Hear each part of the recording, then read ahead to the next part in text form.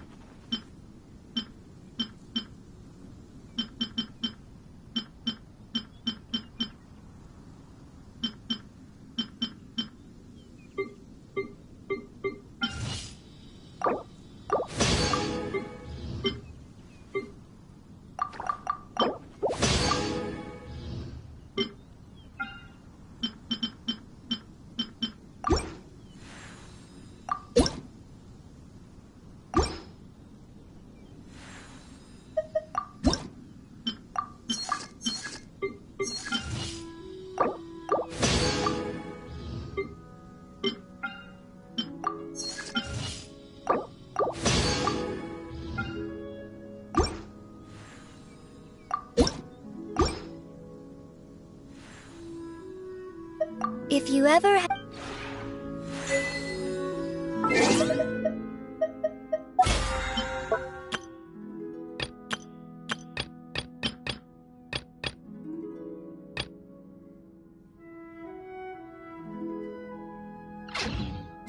I create maybe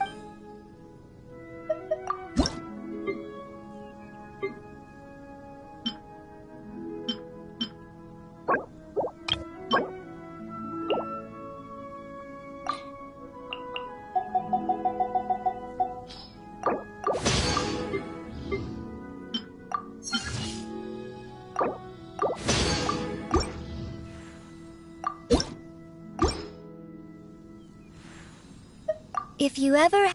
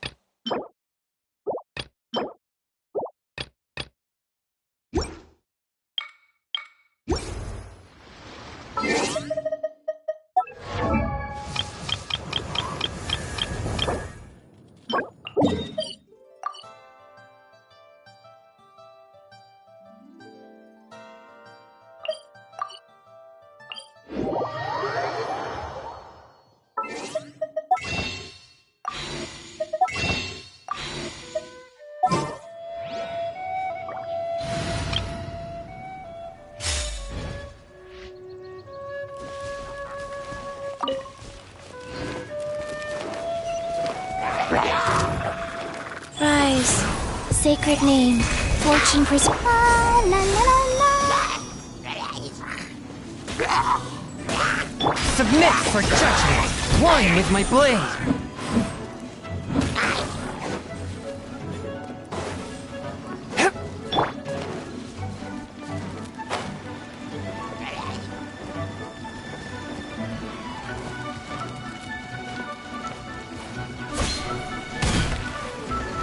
Life goes on. Hey, let's dance. Swift and merciful!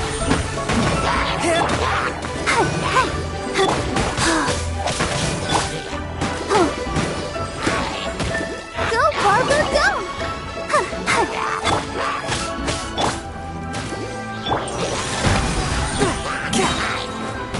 From whence you came!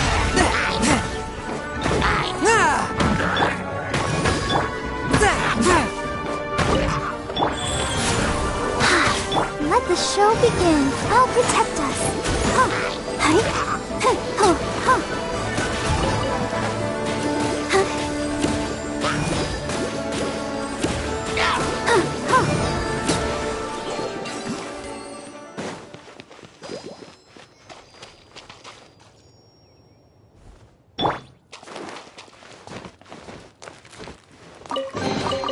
treasure chests.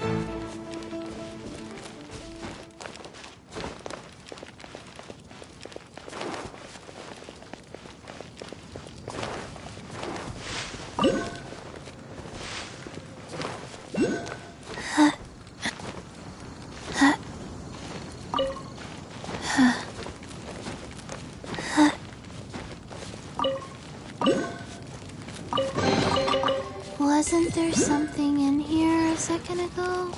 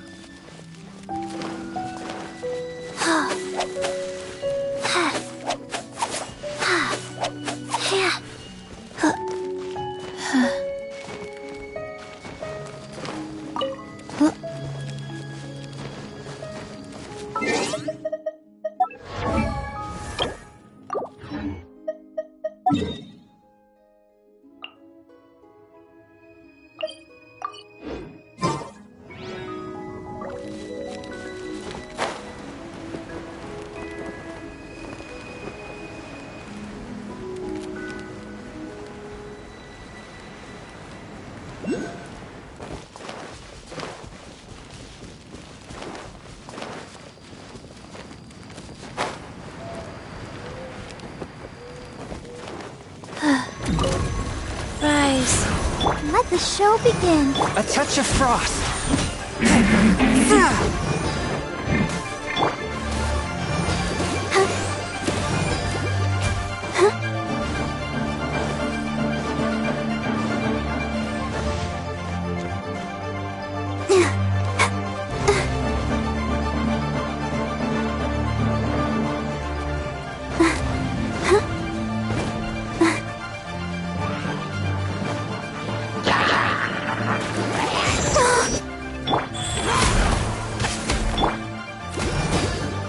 One with my blade.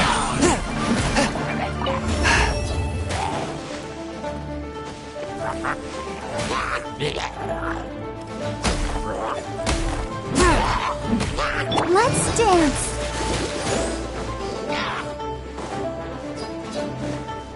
Go, Barbara, go!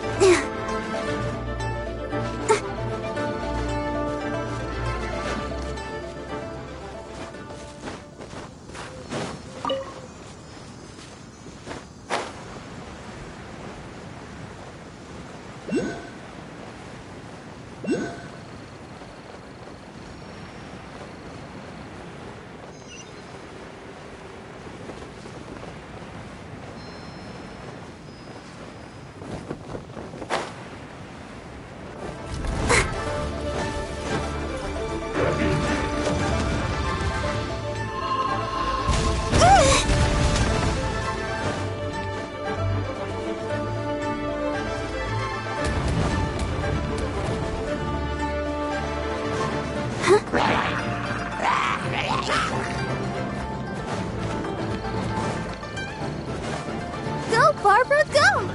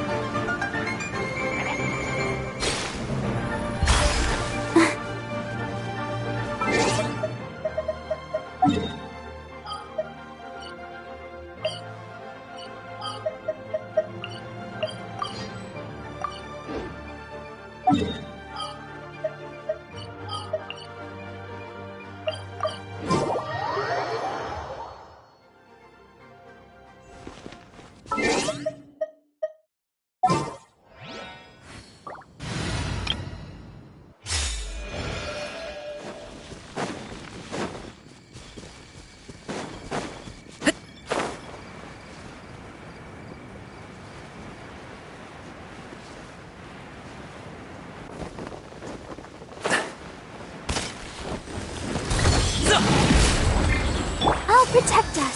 Insulation chip. Odds reveal.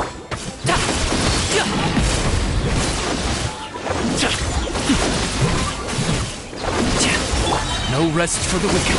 Shadow Raven.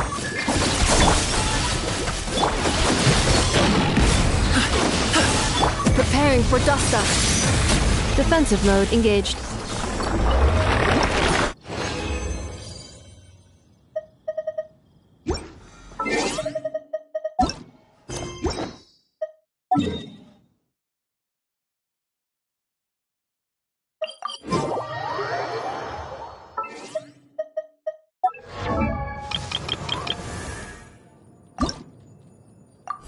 One, two, breathe.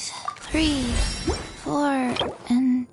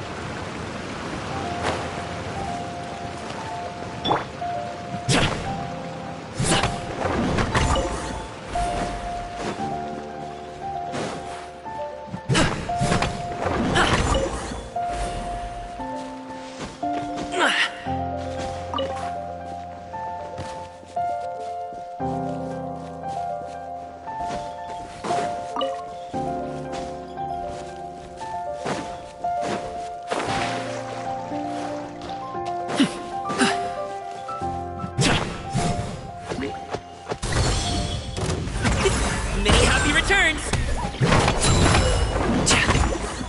Ka! Cha! Ha!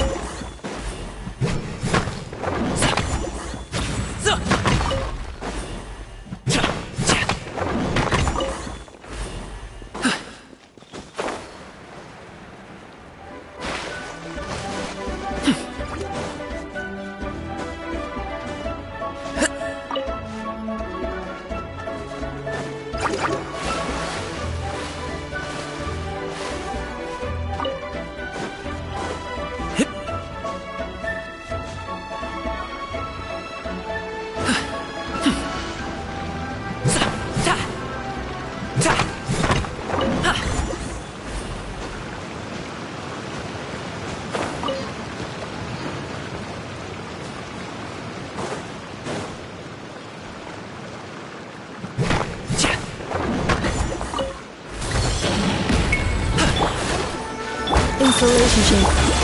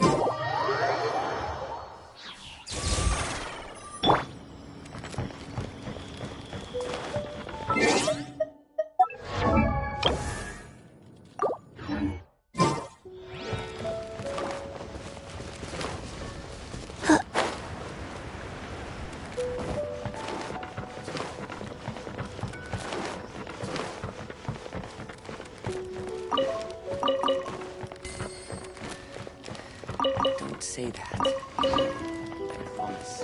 Faster? Okay, faster.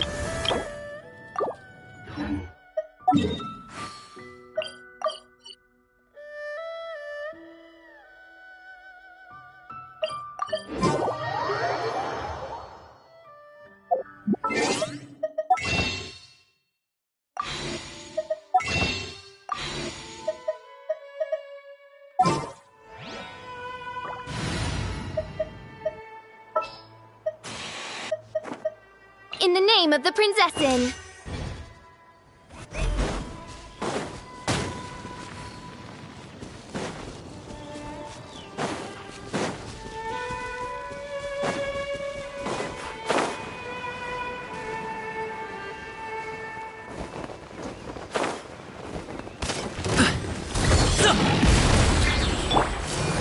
Ready, steady, go! Up to it, Manzai! Annihilation mode. By royal, I summon.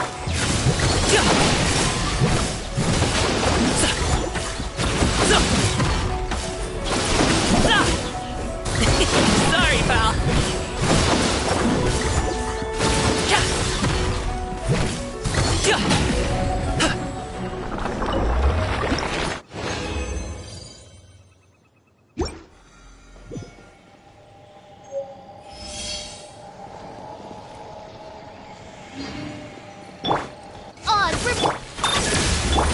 Let the show be. Midnight Phantasmagoria! Ultimatum protocol.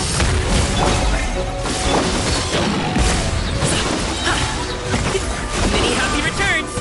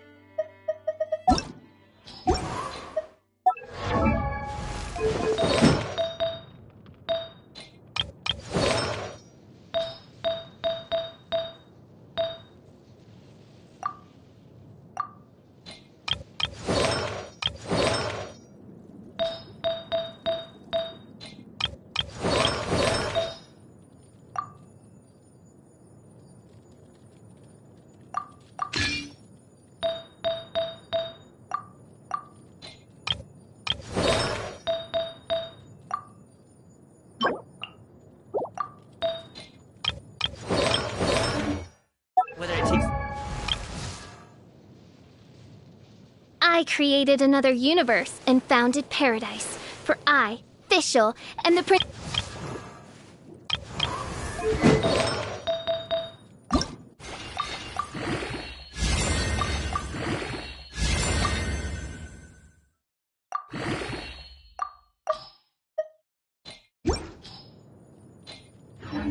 Uphill, downhill, or out to the sticks. Like, the goods rated.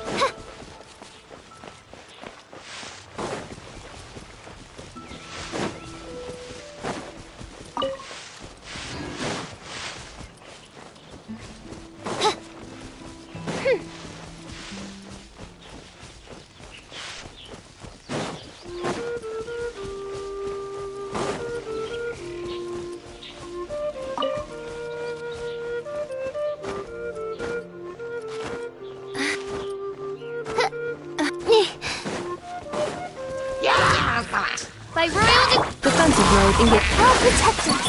Alley-oop!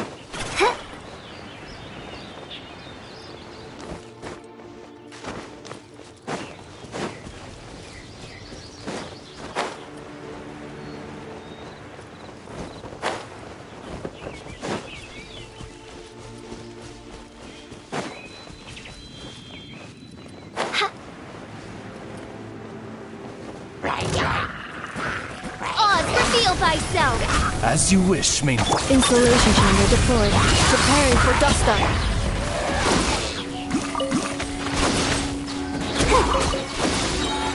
Come on, we can do it. Let the show begin.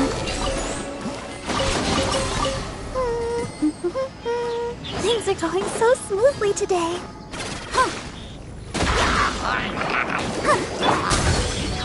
Hop to it, Manzai!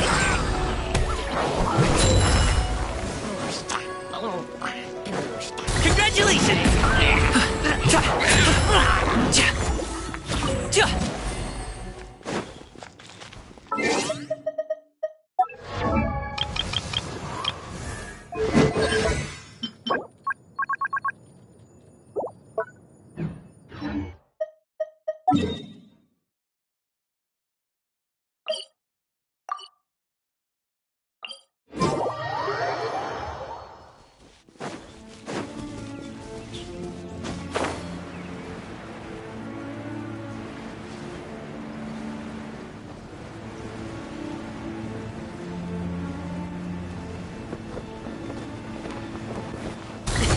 Sorry, pal. Where do you want this stuff delivered to, boss?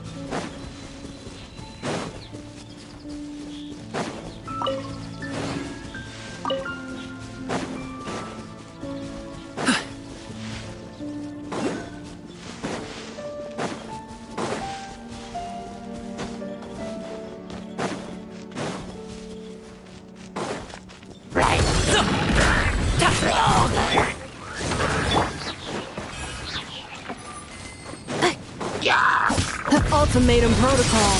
Cleanup sequence initiated. Let's dance.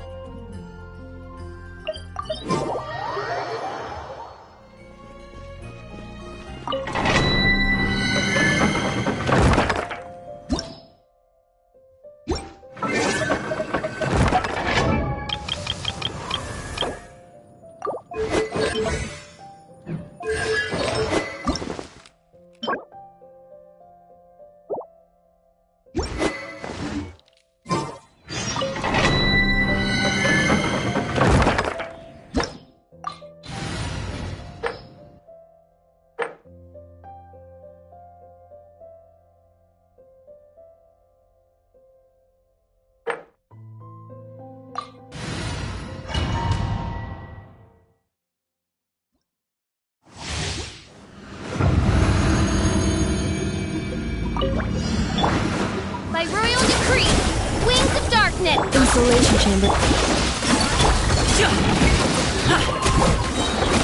Mighty mythical beast!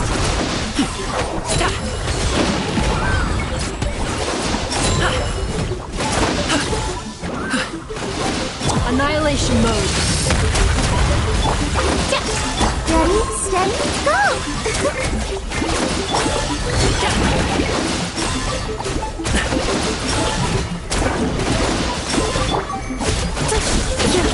Oz, reveal thyself!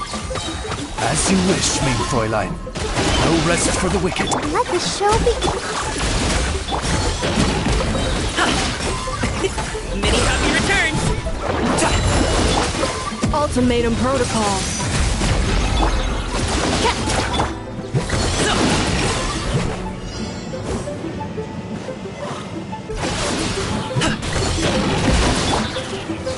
Cleanup sequence in. By royal decree! Forget about me! Just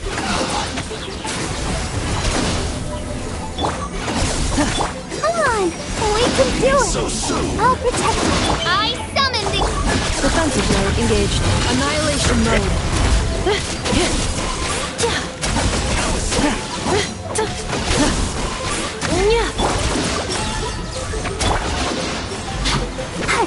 Midnight Phantasmagoria. No rest for the wicked.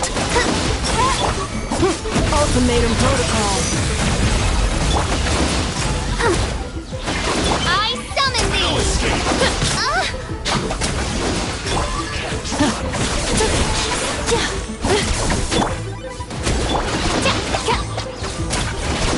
Oz, reveal thyself! No rest for... Annihilation mode.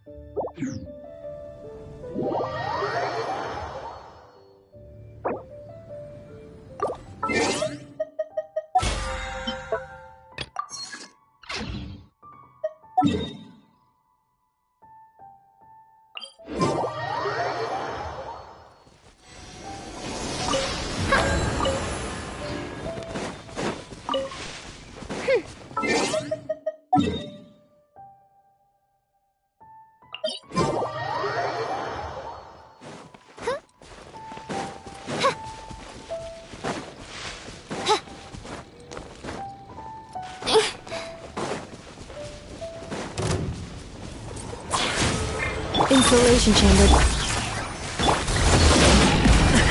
The feeling's mutual.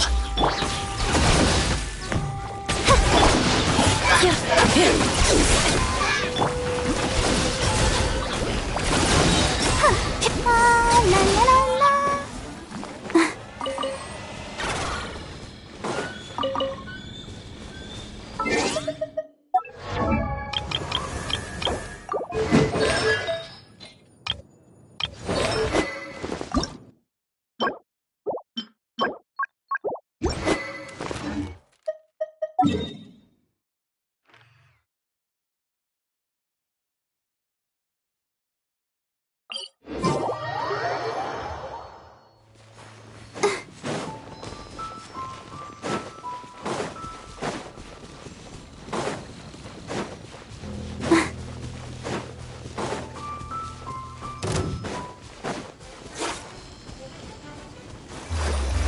Defensive mode.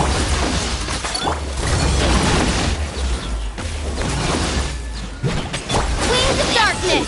Come, sever night from day!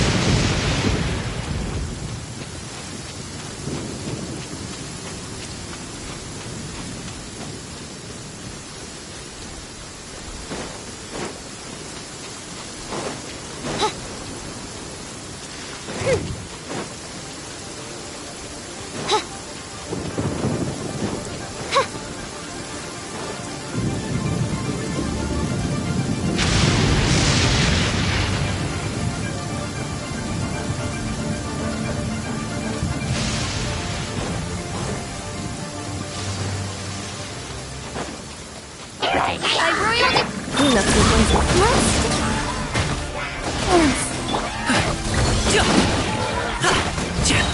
Up to it, Manzai!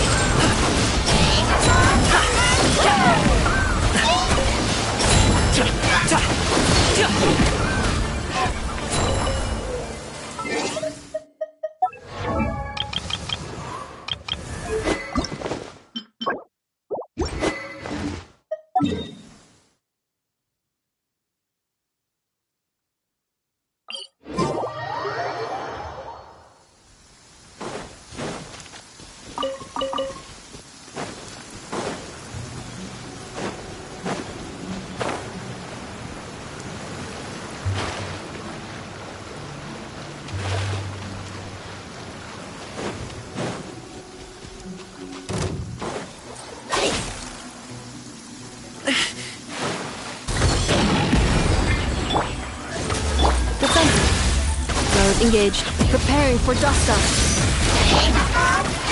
Congratulations!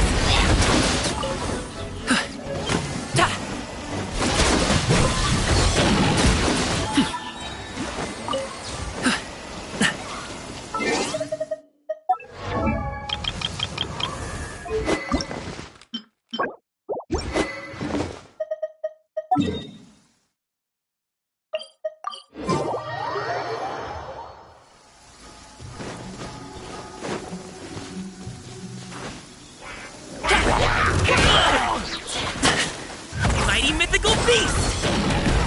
Oz, reveal thyself! Midnight Fantastic. Installation chamber. Come on! We can do it!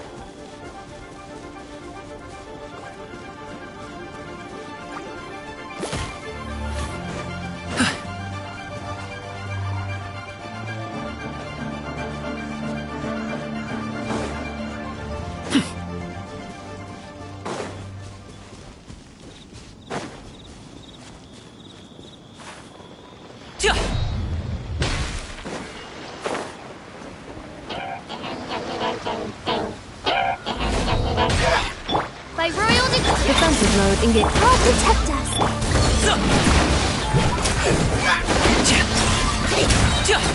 Up to it, Manzai!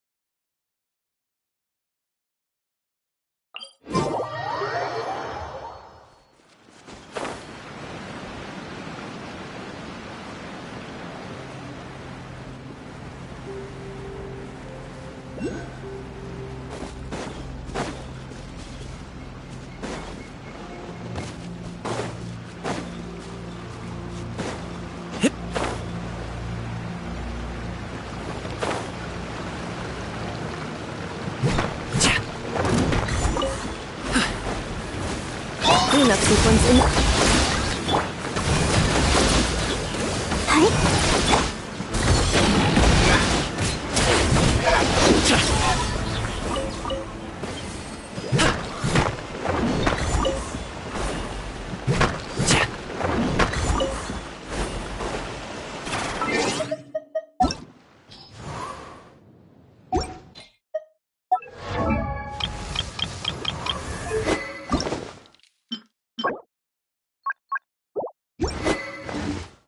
Odds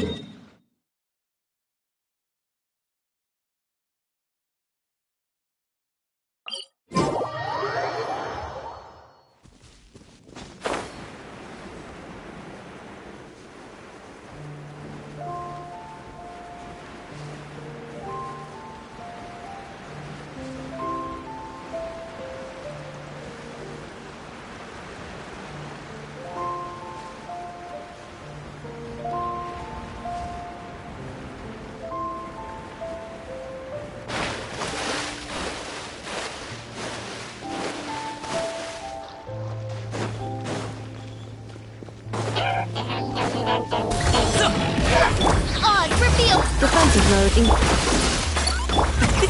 Many happy returns! Shadow Raven! Let night fall! I summon...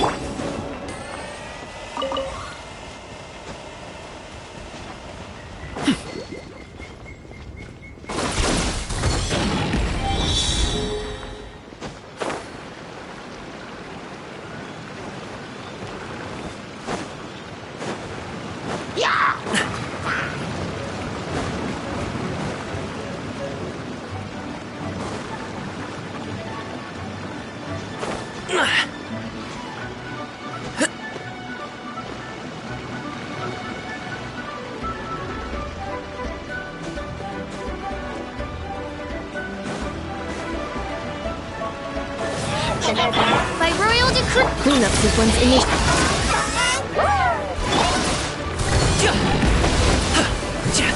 No rest for the wicked.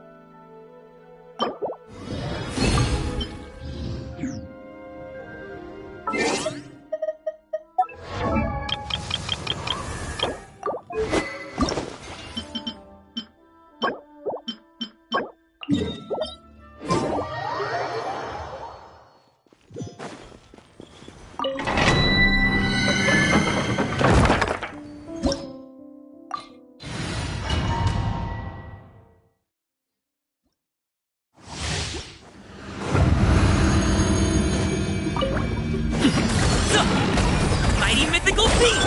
Odds revealed! Insulation chamber deployed. Ultimatum protocol. Ready, steady, go!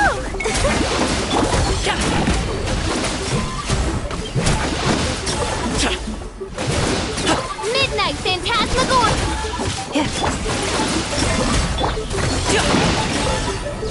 Preparing for dust up. Cleanup sequence. Up to it, Mazai!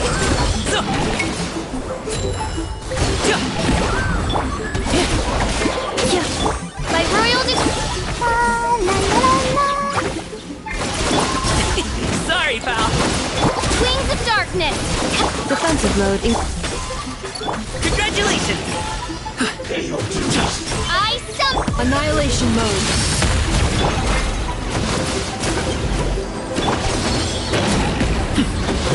So soon. Mighty mythical beast! Odds Cleanup sequence in No rest for the wicked. As you wish, main Fräulein. Preparing for dust-up. Let the show begin. No escape. One shall descend once again. We can do it.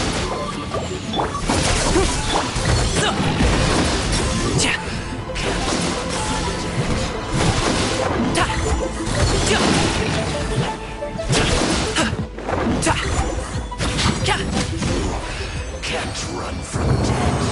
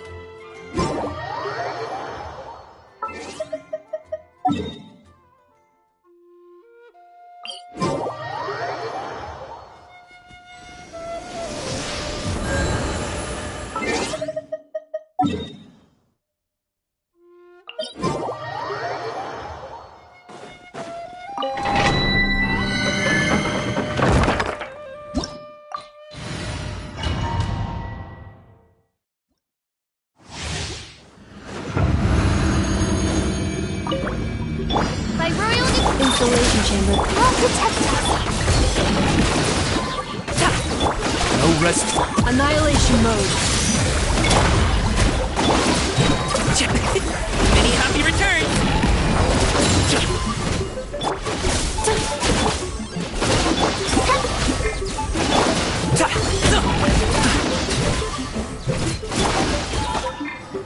Cleanup sequence. Midnight Phantasmagoria. Ultimatum protocol.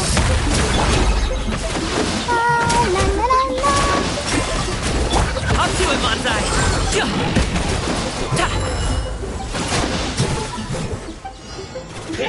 Odds reveal. Installation chamber.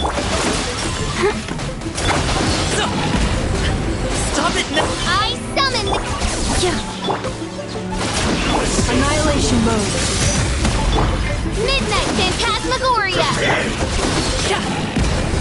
Cleanup sequence initial. Many happy returns! No rest. By royal decree. Ultimatum protocol.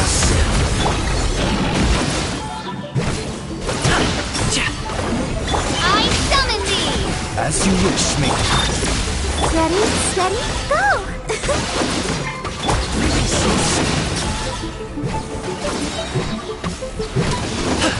Can't run from death.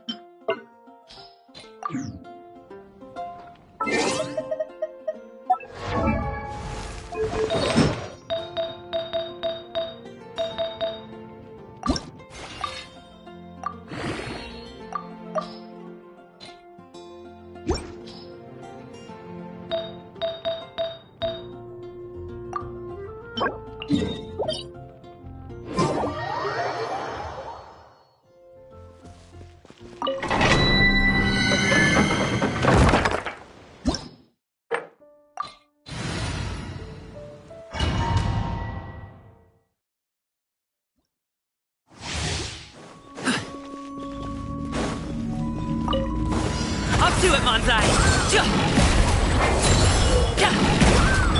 Odds repeat. Defensive mode engaged. Preparing for dust up. Let the show begin.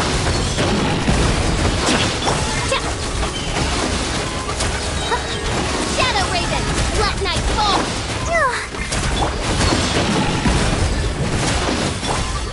No rest. Annihilation mode. By royal decree.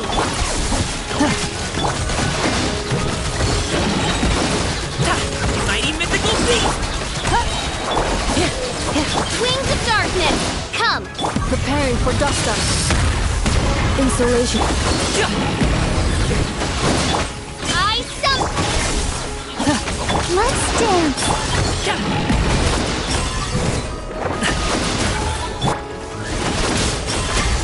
Main Fräulein. I'll protect us. Ultimatum protocol. Shadow Raven, let night fall. Up to it, Manzai!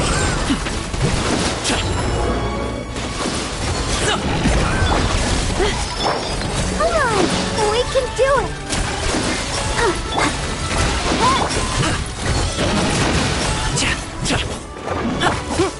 Defensive mode engaged. The show's over! Folks. Preparing for dust up. Midnight Phantasmagoria. No rest.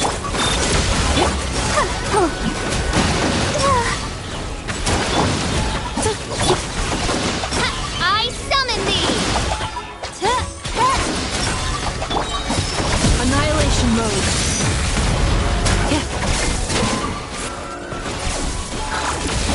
By royal As you wish, Main Fräulein.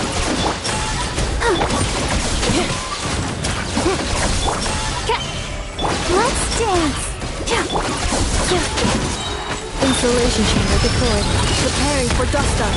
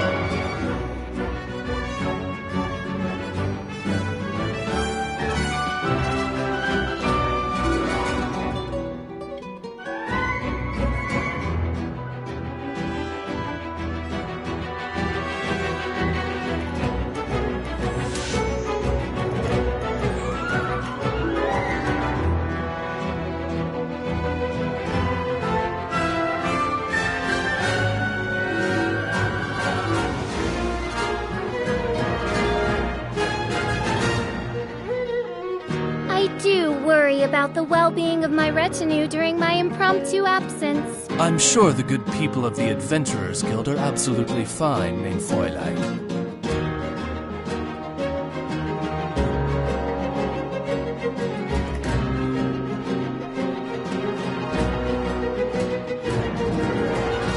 I created another universe and founded paradise. For I, Fischl, am the Prinzessin der Verirrten.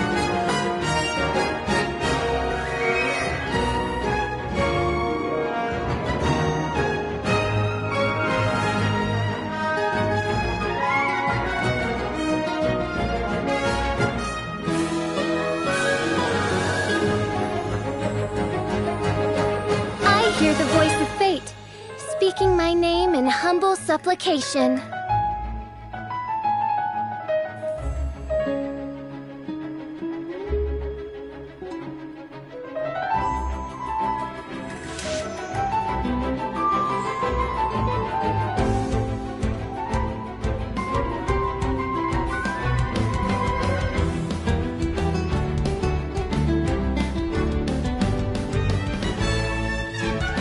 I do worry about the well-being of my retinue during my impromptu absence.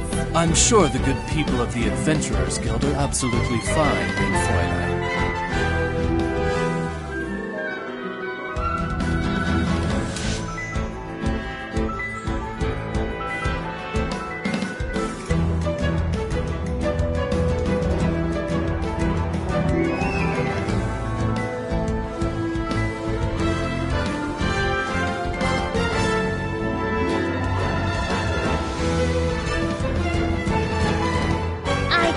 Another universe and founded paradise.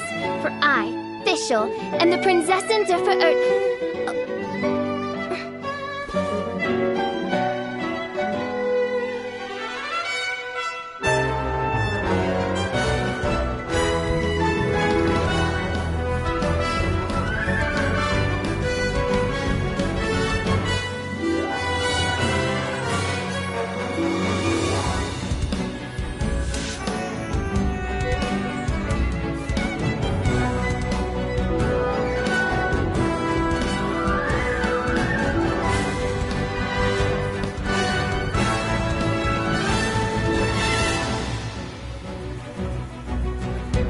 I hear the voice of fate, speaking my name in humble supplication.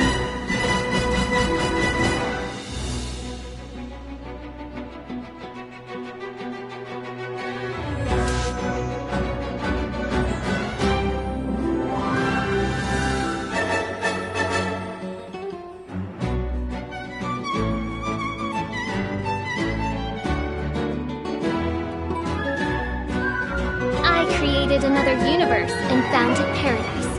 For I, Fischl, am the Prinzessin der Verirrten.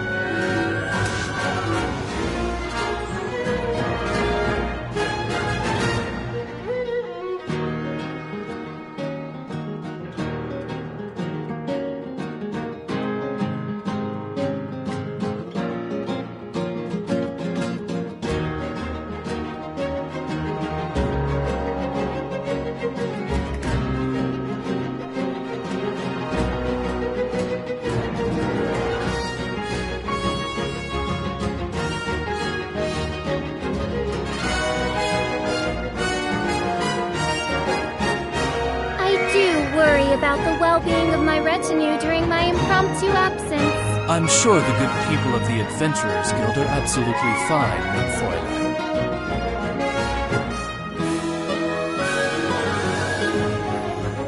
I created another universe and founded paradise. For I, Fischl, am the Prinzessin der Verirrten.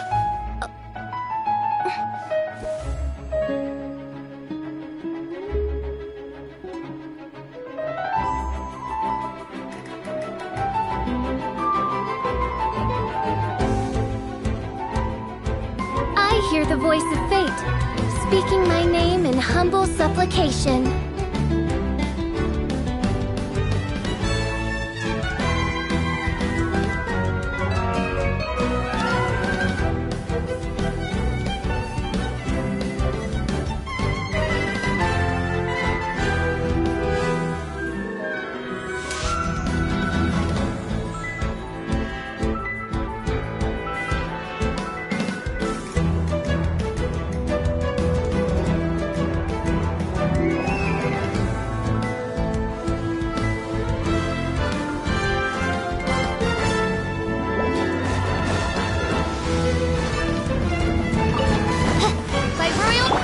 Mode and get Let the show begin. Midnight Phantasmagoria. Ultimatum Protocol. Ready, steady, go!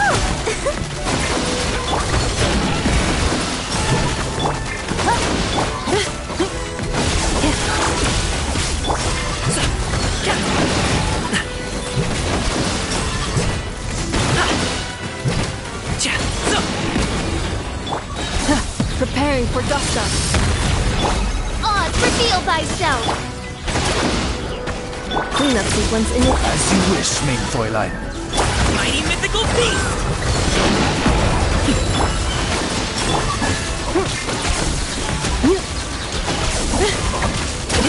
No rest for the wicked. Annihilation mode. Defensive mode.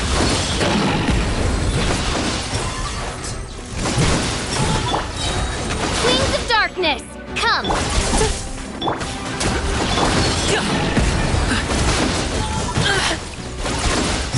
I summon thee! I'll protect us. The feeling's mutual. Many happy returns! Preparing for dust-up. Cleanup sequence.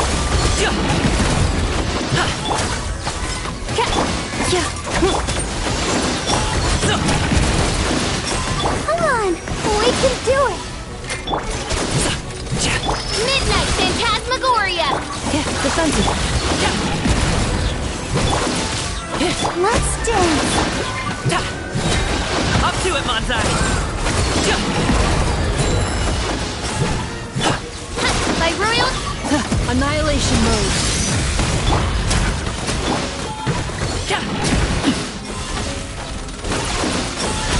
No rest for the wicked. Shadow Raven, Black Knight! Installation chamber deployed.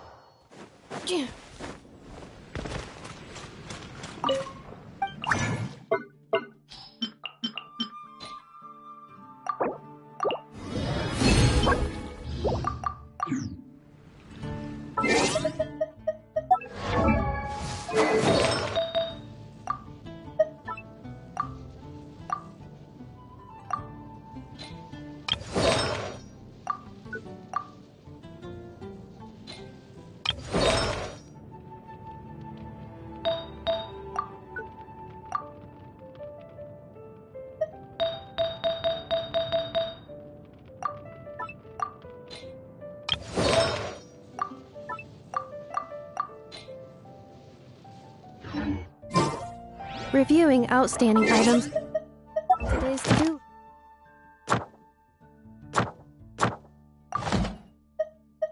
List.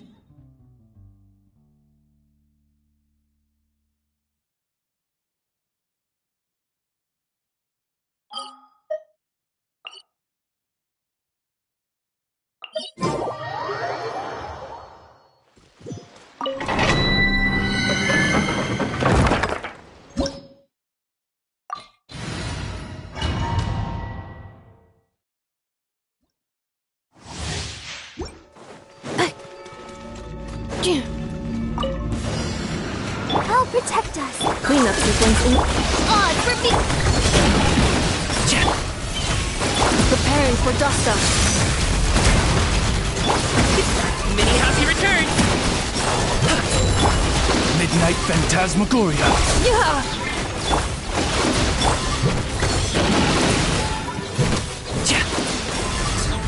Defensive mode engaged. Annihilation mode. Yeah.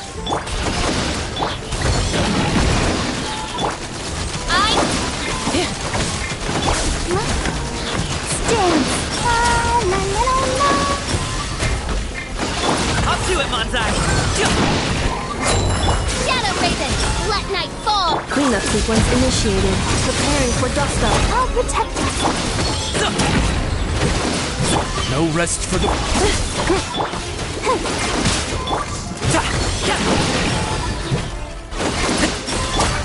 By royal. Defensive mode. Annihilation mode. I summon thee. Alley-oop! Many happy returns! Midnight Phantasmagoria.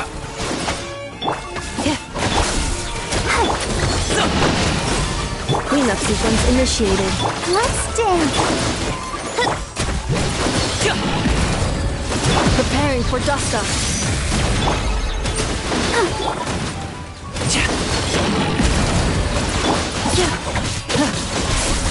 Ready, steady, go. Installation chamber. Odds for me. Up to it, Manzai! Wings of darkness. Come, sever night from day. Annihilation mode.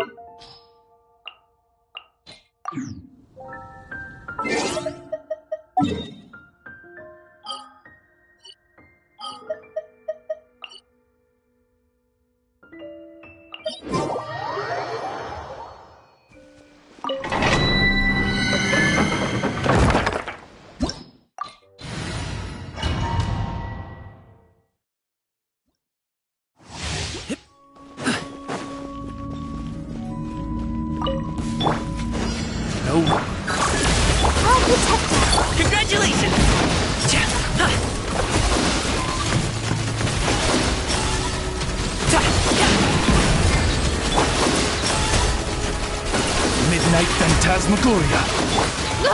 Preparing for dust up. Mighty mythical beast!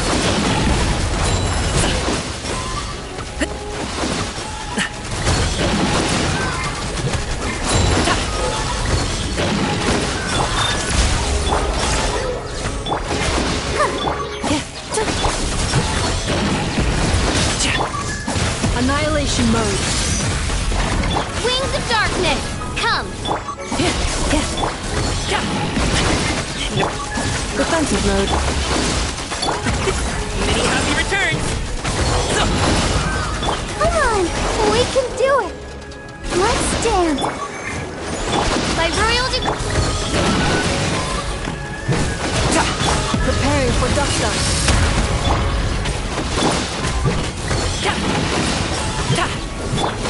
Shadow Raven, let night fall!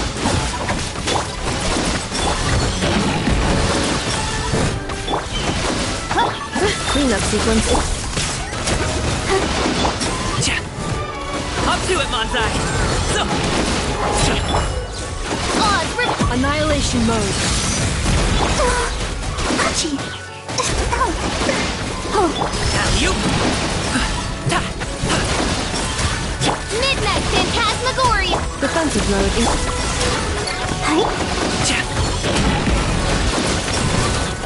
I summon! Ultimatum protocol.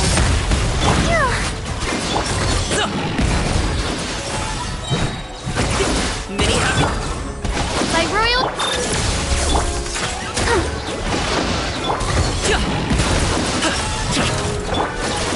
No rest for the wicked.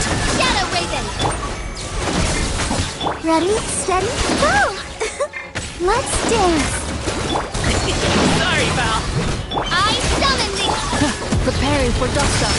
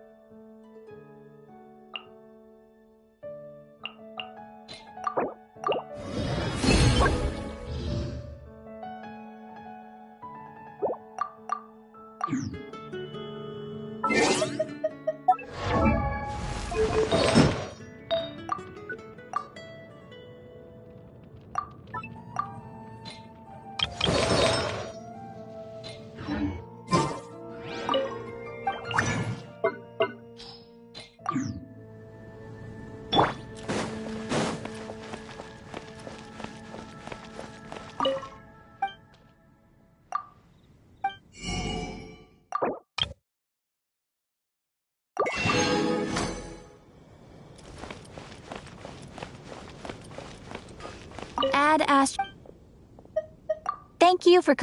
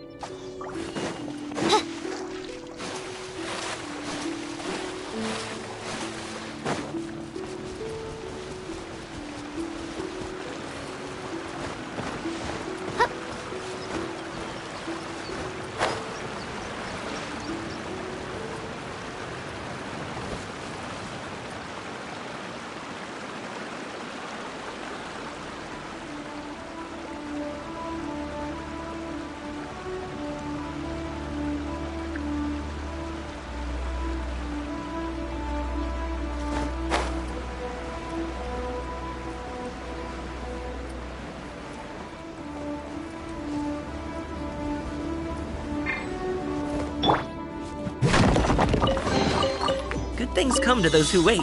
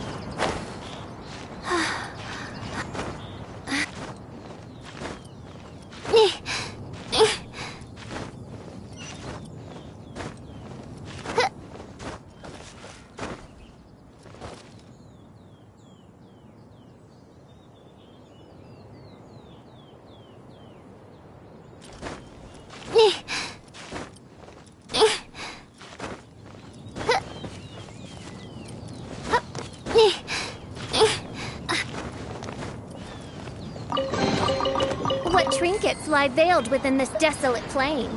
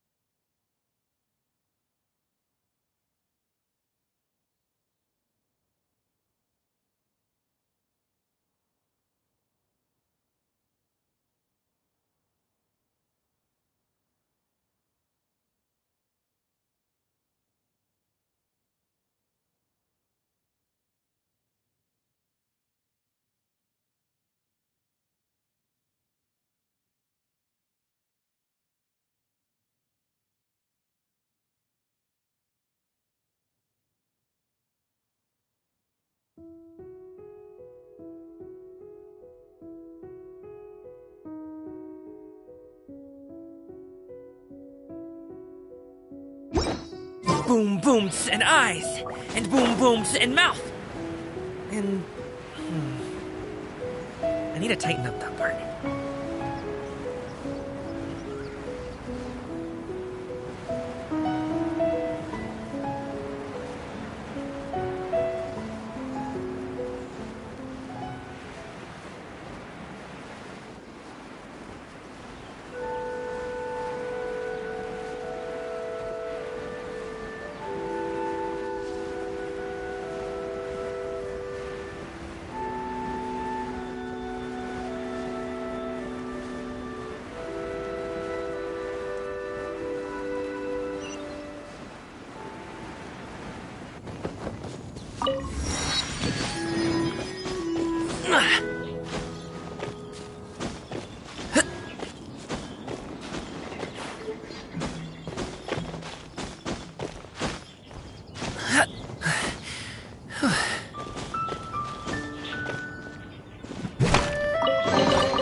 Where do you want this stuff delivered to, boss?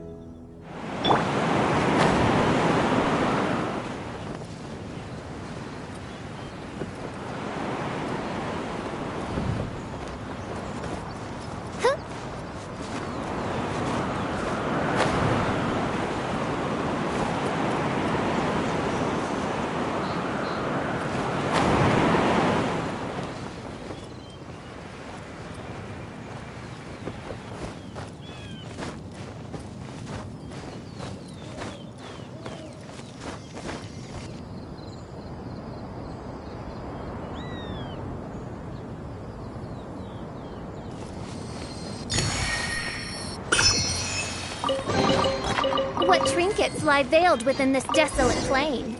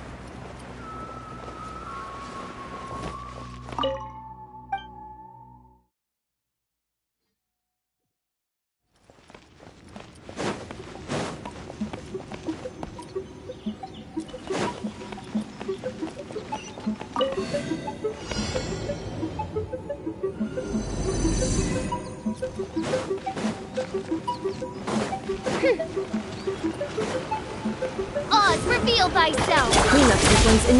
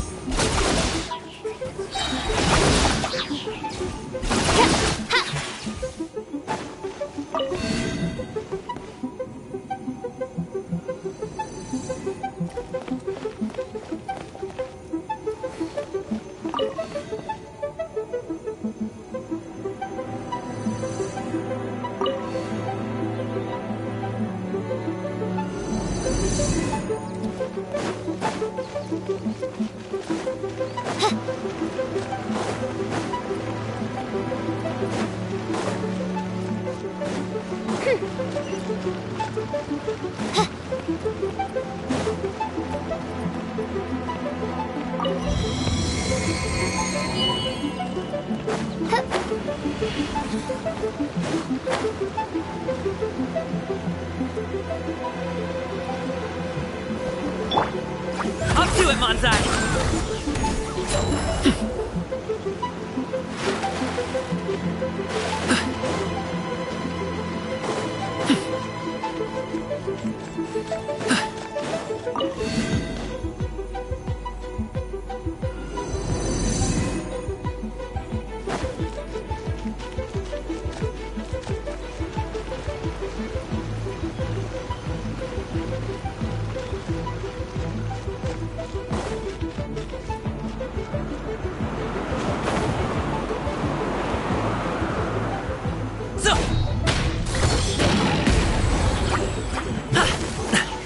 By royal decree!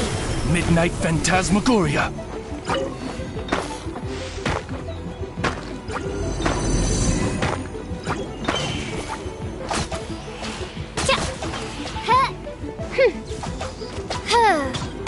I'll protect us. Now you!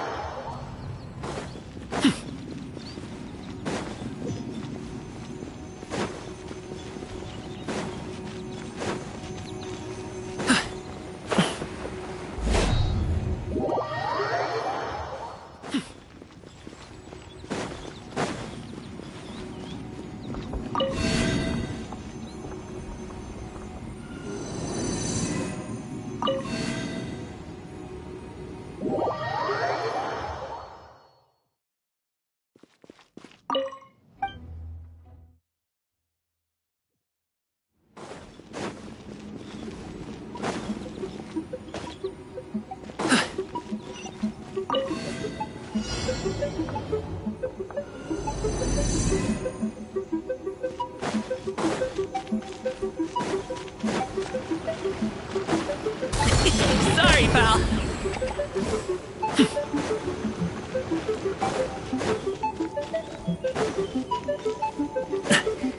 Oz, reveal. Let's dance. Hi.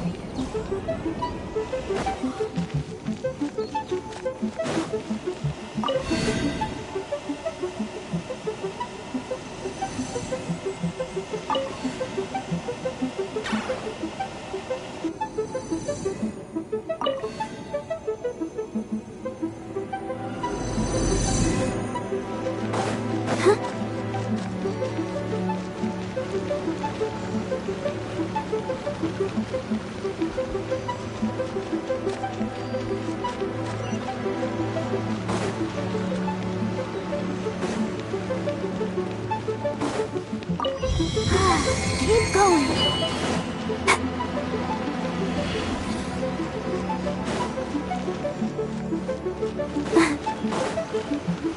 Let the show be. installation chip.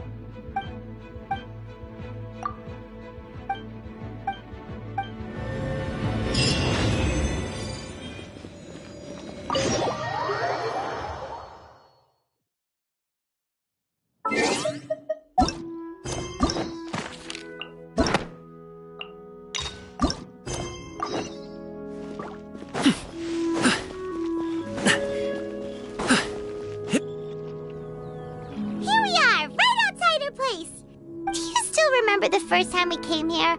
We even brought offerings and everything. And when we told her that Rex Lapis had been assassinated, she immediately threatened to squash Liyue Harbor. Paimon thought she'd be impossible to get along with. But now that we've spent some more time together, she's really not like that at all. We probably don't need to bring any offerings now that we've gotten to know her pretty well, right? Still, Paimon's got some snacks around here somewhere, so if she really wants something, we can just use that.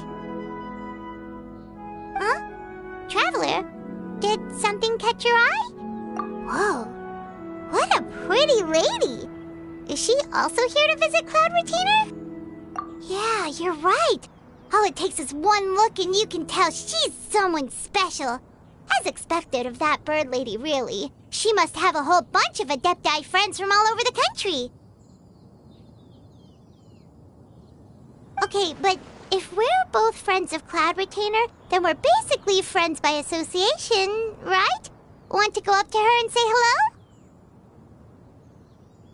Helping you make more connections is a part of Paimon's job as your reliable guide. Paimon's got this.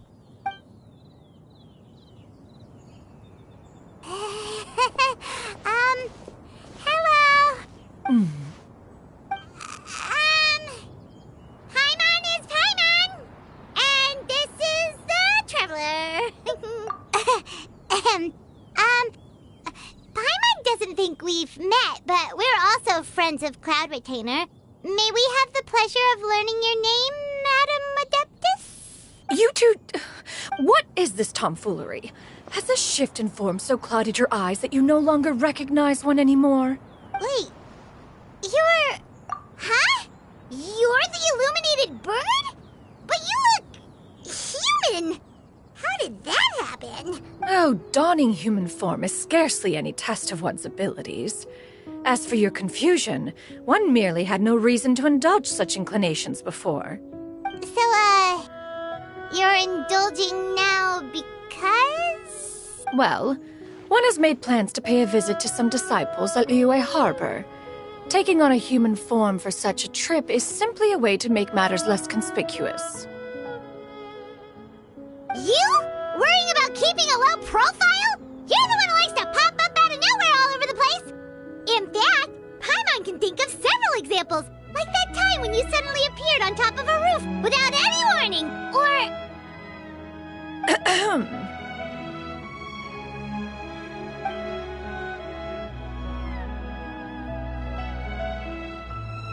Hey, didn't we agree not to bring that up unless she asked? Oh, so you have taken care to follow the proper rules of etiquette after all. Most commendable.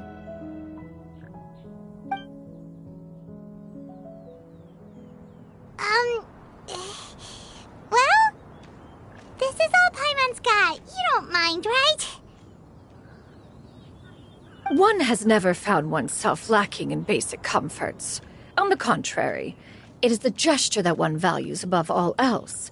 So long as you've shown proper respect and consideration, the quantity or quality of the gift is but a trivial matter. That kinda makes Paimon feel a little guilty for trying to keep them for herself. Anyway, where were we before you reminded Paimon about the gifts? Ah, right. So by disciples, you must mean Ganyu and Shenhe. It's also been a while since we last saw them. Maybe we can come too. One planned to extend the invitation even if you had not raised the matter yourself. Shenhe and Ganyu should be quite pleased to see you again. However, one would first inquire as to the reason behind your visit here. You have cause to seek one's company? Yeah, we just found ourselves missing you and wanted to see how you were doing. We were hoping you'd tell us one of your stories. Who knew we'd run into your human form while we were at it? Is that so? If there are no urgent matters at hand, then let us make haste for Liyue Harbor. Ganyu is likely still working at Yuehai Pavilion, so that shall be our first stop. Sounds great! Great! Then let's all go to Liyue Harbor!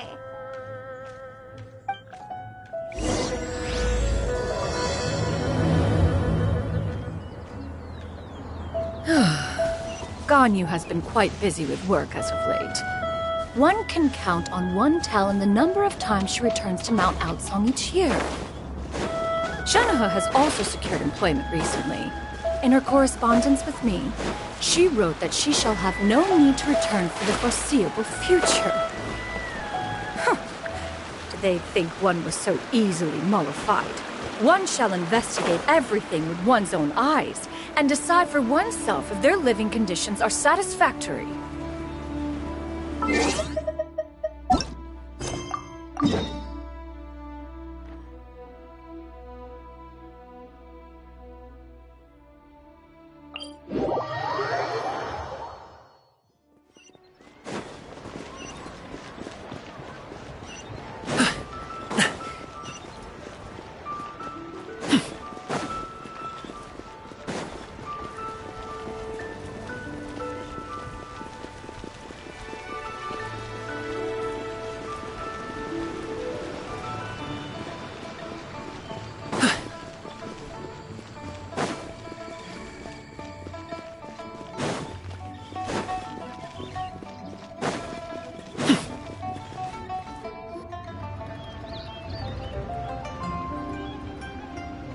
We're almost at Weihai Pavilion!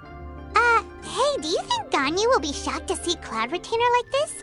Guess we have no idea if Shenhe and Ganyu have ever seen her in this form before. Wait, where did she go?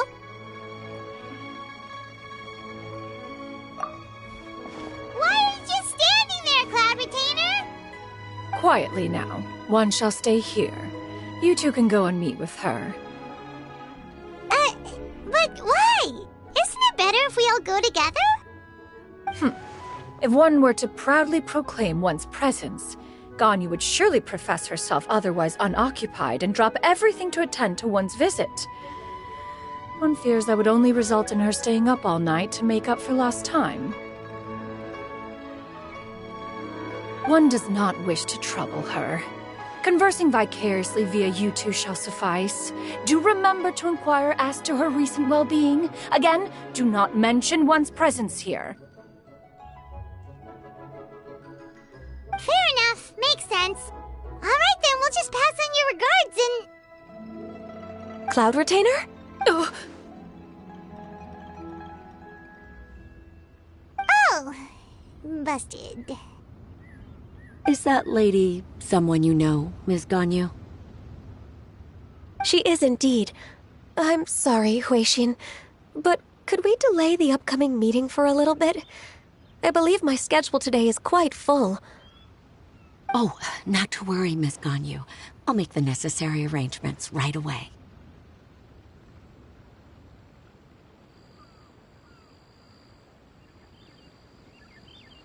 Thank you, Huixin.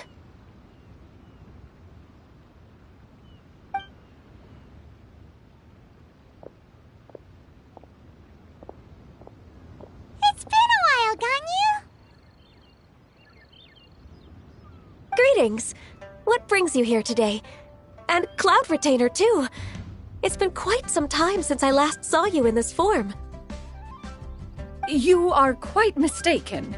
One is not acquainted with this Cloud Retainer of whom you speak. One is simply a mere mortal passerby. Huh? Seems she's not buying it. That was but a simple test. One did not expect you to be able to recognize one so easily, especially after so many years of only seeing one's other form.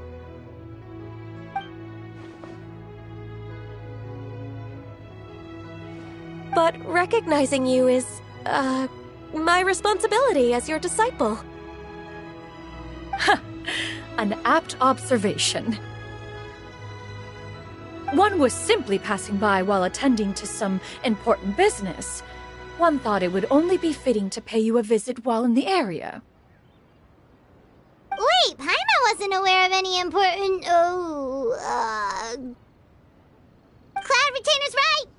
we've still got something super important to do, so we can't stay here for too long today. Oh, is that so? But it's been so long since we last saw each other.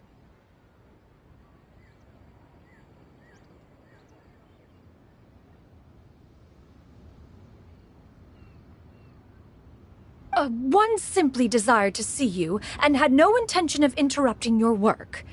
A quick conversation should suffice for today. A more involved reunion should wait until you find yourself less occupied. I understand. That should be fine. While one acknowledges the amount of work that you have to deal with every day, one must also remind you to rest. Though Adepti blood flows through your veins, excessive exhaustion will still cause grave harm to your body.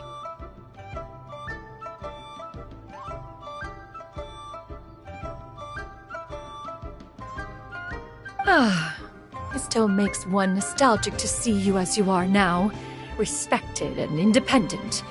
When you were young, you oft begged one to cuddle you to sleep when you suffered from nightmares. Cloud Retainer! Stop! If you insist. We are running short on time regardless, so one will refrain from going into each and every story.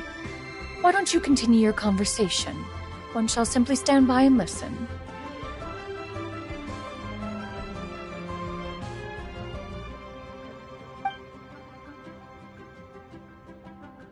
Wow, you've been to so many new places since the last time we spoke.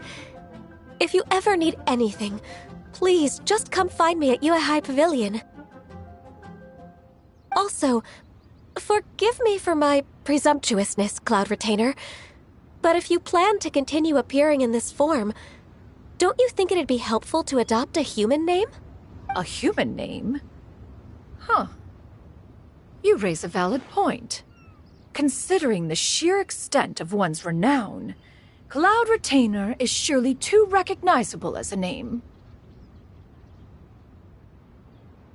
You really think so? Not that you're not famous or anything, but that famous?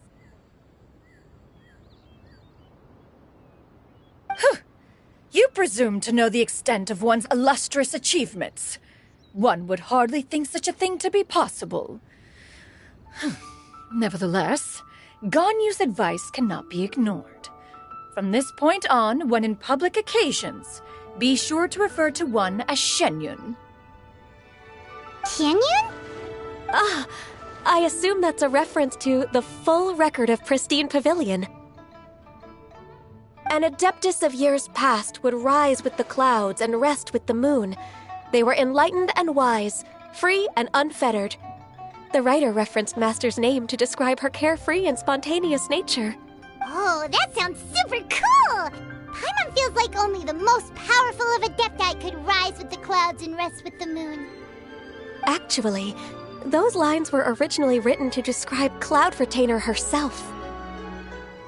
Huh? Wait, so you're really that powerful? And what of it? Did you truly take one to be nothing more than a bird of bigger than average size? Not exactly. To be fair, Cloud Retainer rarely speaks of her past accomplishments. The tales of her past can only be found in ancient texts. It is said that once, a long, long time ago, there was a severe drought in Liyue. Left with no choice, many people left their homes, while others spent day and night praying to the Adepti. Although I did not live through such tragedy, simply reading about it is enough to gain a visceral understanding of all the pain and desperation during that time. On top of the drought, a noxious gas also began to spread through the land. If not for Cloud Retainer's efforts, much of Liyue would be nothing more than a barren wasteland today. The books had this to say about what happened. Upon arrival, the Adeptus borrowed the wind to retain the clouds. Immediately, the clouds gathered together, and abundant rain burst forth from the heavens. Drought and plague were both driven away, and the people were saved. Wow, that's incredible! Mortal records add embellishments to dramatize past events.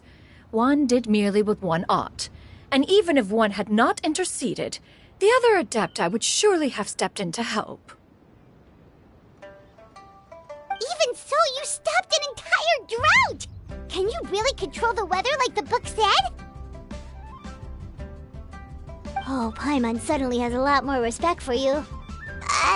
So it was Paimon's bad for calling you Illuminated Bird before. You're not too mad, are you? How laughable. A name is but a simple label we carry with us on our journey through the world. Why would one be offended by such a trivial matter? That's a relief. In that case, Paimon will continue to call you whatever feels right in the moment. Well, that is quite enough ancient history for now. Ganyu, have you had word from Shenhe? One has heard that she procured a job recently. Have you any thoughts on her workplace? And what, pray tell, of her monthly remuneration?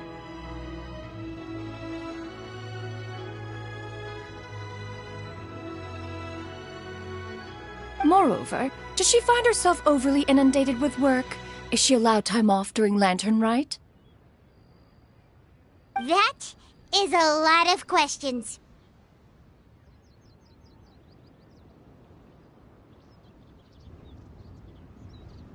There is no cause for concern, Cloud Retainer. I introduced Shenhe to her employer personally. Wanmin Restaurant's business has been booming recently. So, with Chef Mao being swamped with customers, and Xiangling still off and out in search of new recipes, I introduced Shenhe to staff the restaurant. I see. Most excellent indeed. One has had the pleasure of being introduced to that family. Xiangling is kind and astute, while her father is loyal and reliable. One has no cause to believe that they will make Shenhe's work difficult. Now, it is almost time to partake in the victuals of noon. One shall visit Wanmin Restaurant in person and see how Shenhe is doing.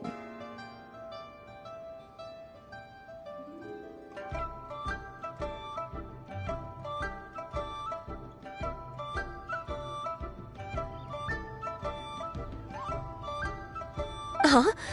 But didn't you just say that you had something important to do? Can that wait until after we've eaten? You may return to your work, Ganyu. One shall see to this matter on one's own. There will be many an occasion to dine together in the future. One is certain the opportunity shall present itself most readily. Of course, Cloud Retainer. Please take care. Traveler, Paimon, I'll see you some other time. See you around, Ganyu!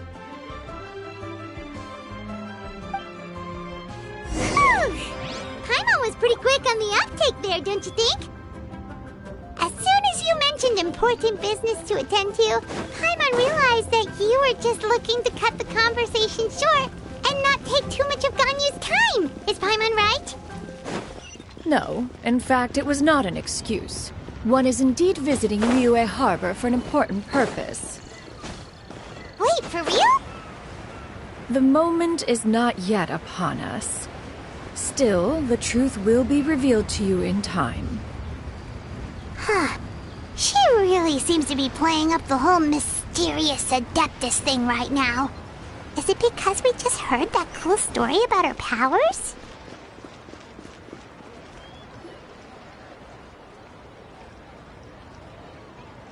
You get what I'm saying, right?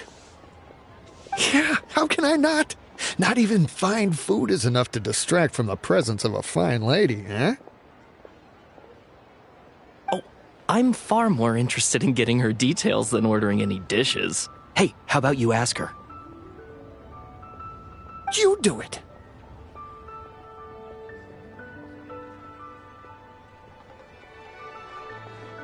No. I think you should. Wait, she's coming. What can I get for you today?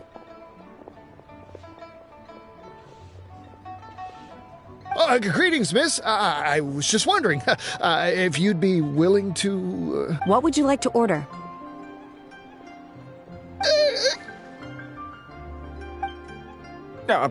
Two servings of Mora meat to go. Good chat. Bye.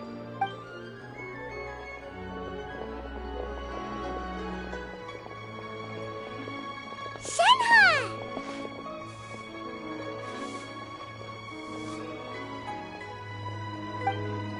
Welcome. It's been a while.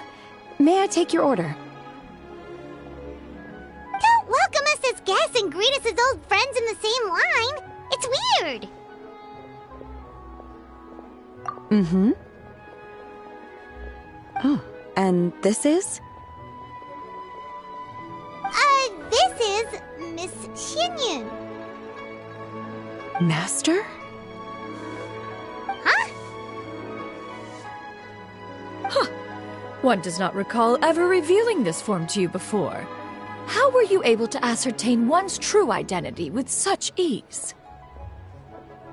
I've trained and lived with Master for more than 10 years. I would recognize you no matter what form you take. You... Is something the matter, Master? Hardly. One simply learned of your employment from your letter and came to check on your well-being.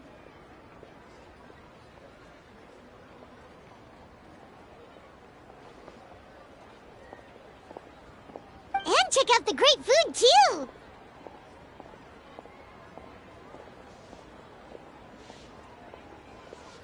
Indeed. It's almost lunchtime. My apologies. I'm still on the clock and can't talk for very long. Well, if it isn't the Traveler and Paimon. Are you here for Shenhe? The lunch rush isn't in yet, Shenhe, so I've got things covered for now. Go ahead, sit down and enjoy some time with your friends. I'll let you know if things pick up. Thank you, Chef Mao. Woohoo!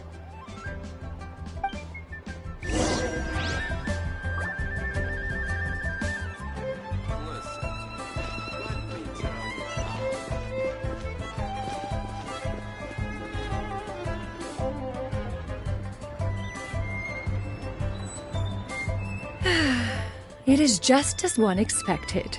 The owner of Wanmin Restaurant is indeed a most reasonable and accommodating human. Still, the work here entails dealing with quite a varied group of people. Has this been difficult for you, Shenhe? It's been manageable so far. I sometimes run into strange people, but I have figured out a way to deal with them. Seems like you've been making progress. So by dealing with them, you mean... First, I try to talk sense into them. If that doesn't work, I threaten them with violence.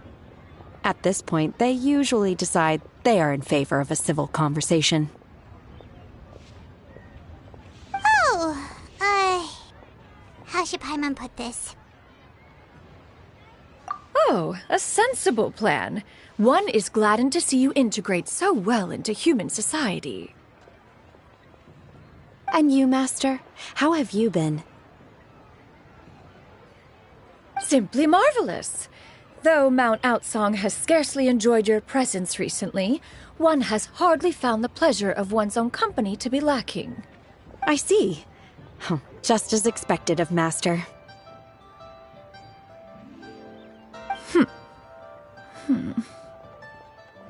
I have missed Master quite a bit too.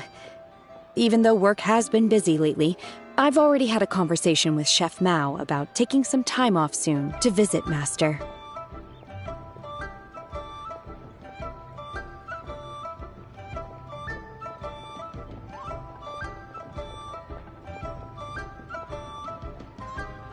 Oh, you did? Do make note of such matters in your letters in the future. There's hardly a need to keep one in suspense. Whoa, her mood shot up just like that. By the way, Master, since you are in Liyue Harbor, have you had the chance to visit Ganyu? Indeed. She is similarly preoccupied with her work. There was time only to exchange a few simple pleasantries. Ganyu told us the story of Cloud Retainer's name. It was amazing. We never knew how powerful she was before. I see. In that case, allow me to also share a story about Master's past. Oh?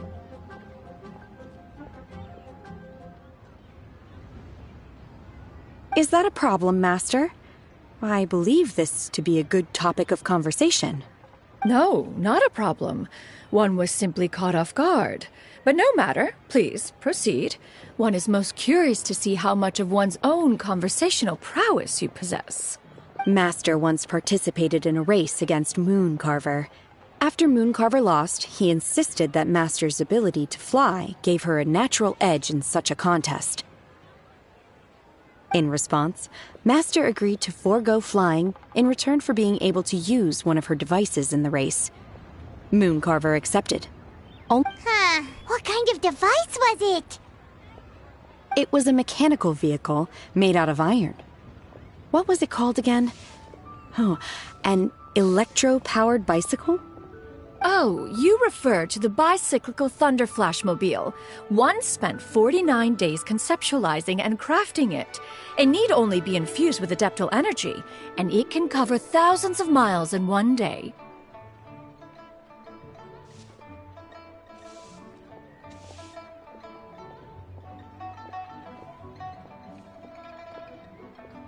Oh, it boggles the mind why Mooncarver ever supposed he might best me in a contest of locomotion. Though he sprinted with all his might, he could barely keep up. Alas, the one flaw of my mechanism lay in its weakness against mountainous terrain. One was thwarted mere seconds from victory, when it was thrown off course and failed to make it across the final stretch. Truly a most unfortunate turn of events. Anyway, do go on, Shenhe. Master, that was the end of that story. Is that so? With you gone, one has seldom felt the desire to call upon those old fossils for another contest. What is a race without spectators, after all? Have you been lonely, Master? Lonely? At one's age, entire human generations come and go in the blink of an eye. Even one's own self-directed musings can span several days and nights.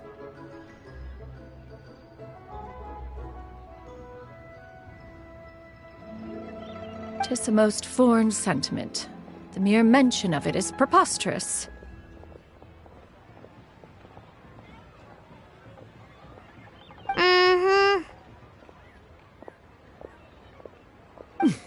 What is the reason for that look upon your face? It's nothing. It's just... Well, Paimon gained a lot of respect for you after listening to that story of you summoning the rain and everything. But I was just a little bit confused. Which one of the two is the real Cloud Retainer? To me, they are both, Master. One is the master that's widely revered by the people, while the other is the master that I respect and adore. One finds oneself exalted yet again with sweet words of praise and flattery of a most extravagant nature. You chose to exalt one with your words, yet you refuse to grace Mount Outsong with your presence for any extended period of time. This is not to say that your words paint an inaccurate picture. One has always lived by a single ideal. Eschew all action and abide by no rule. One does as one pleases and speaks as one pleases. Others may critique or praise as they see fit, yet one places little weight in such judgments. She got like, what, 2 sentences of flattery from her disciple, and it's as if her ego is about to burst.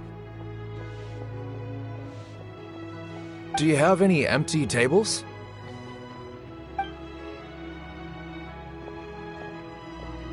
Hey there, could we get another fish stew? I'm hearing more guests come in. I should get back to work.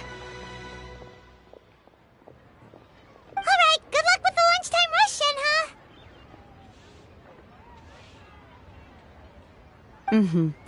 I'll try my best.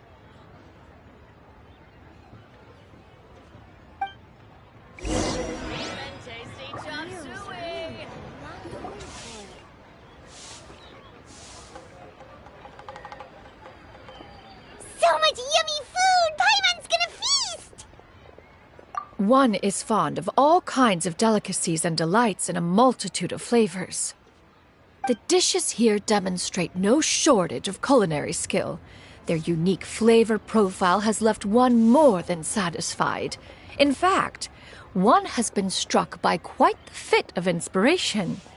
One has already begun to conceptualize the next generation of supreme cuisine machines.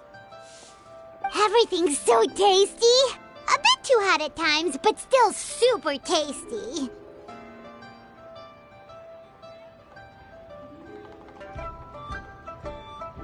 Oh, I'm sorry, miss, but our tables are full. Shall we try somewhere else, Granny? But it smells so delightful. Can we really not eat here? My poor legs can't go on for much longer. Well, you could always check with some of the other guests and see if anyone's happy to share a table. Okay, I'll ask around.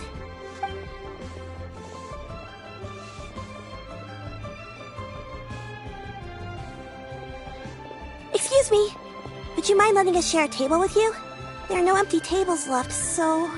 Ah, well, Paimon doesn't mind. What about you guys? Great! Thanks so much. My name is Shuyu, and this is my granny, Yuendai. Granny? Yep. Is there something wrong with that? No, Paimon's just a bit surprised. She looks so young. Yeah, a lot of people compliment Granny on her youthful looks, but she's actually much older than she appears.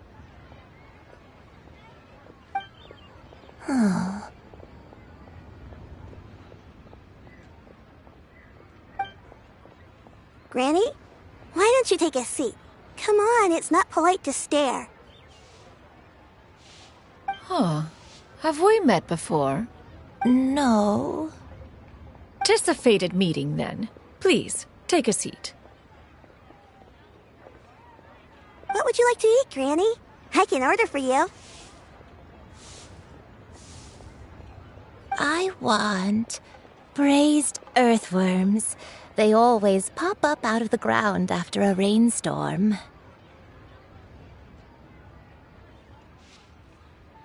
No, not this again. Granny, there's no braised earthworms on the menu. Braised earthworms? Well, that sounds weird. Do people actually eat that? Right, that's what Paimon was thinking too. Need any help? Help? Oh, do you mean with Granny? Thanks, that's nice of you to offer. Granny has pretty bad dementia, so her memory's getting worse all the time. She's always saying things that sound kinda confusing. Actually, her memory's been bad ever since I was little. But it's gotten so bad lately that I even have to remind her who I am every morning.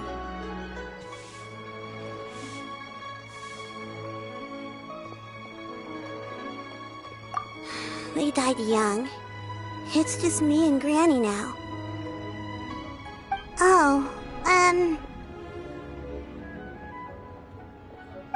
But it's okay. Don't feel bad. Granny loves me a lot, and I love her a lot too. Sure, it's hard at times, but you just gotta make the best of the life you've got. Wow, you're really tough for your age, kid. You're too kind.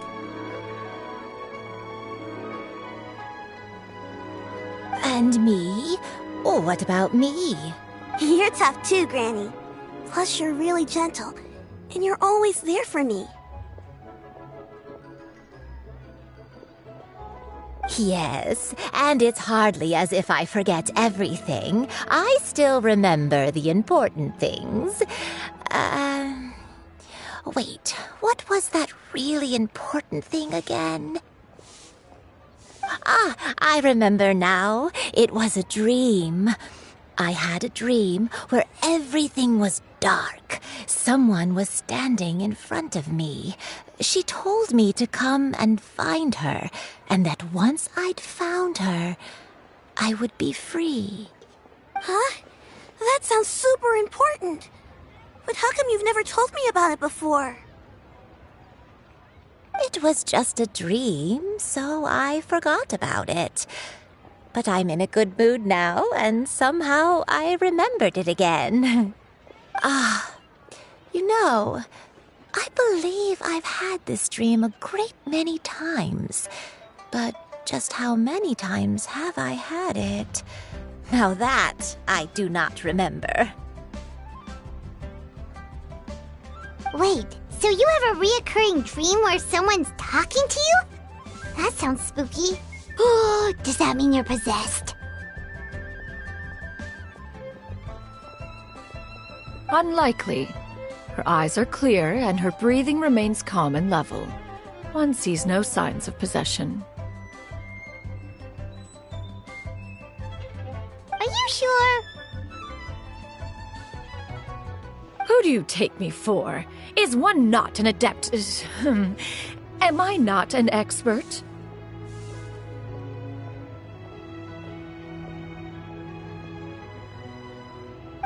You're right. Paimon almost forgot you're the expert. In that case, do you still remember what the person in your dreams looked like, Granny? Not anymore. Although, I have a sense that she looked rather like me. But not as I am now. My younger self. A younger version of Granny? This is just getting weirder and weirder. What is going on here? As one said, fate must have brought us together. You may leave the situation to me. Are you sure? So, what are your names? Paimon's Paimon. Just Shenyun is fine. Thank you all so much for offering to help. But first, I'm sorry for asking, but, how do you want us to pay you back? Oh, we don't need any payment for this. Thank you so much. You're welcome. But Miss Shenyun, what exactly can we do to help out this Granny? All we have to go off is that dream. Where do we start? That is elementary. Since her dreams portray her younger self, then we shall retrace the steps of her youth.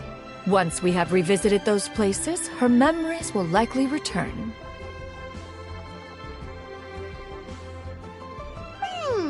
Sounds like a plan.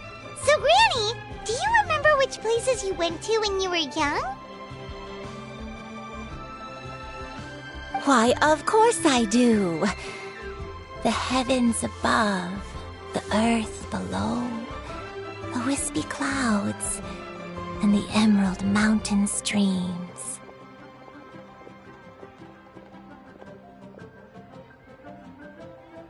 Okay, taking that as a no.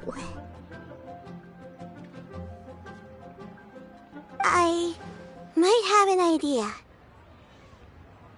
Once, when I was really little, my dad told me that Granny used to be a martial artist heroine who saved loads of people from a disaster.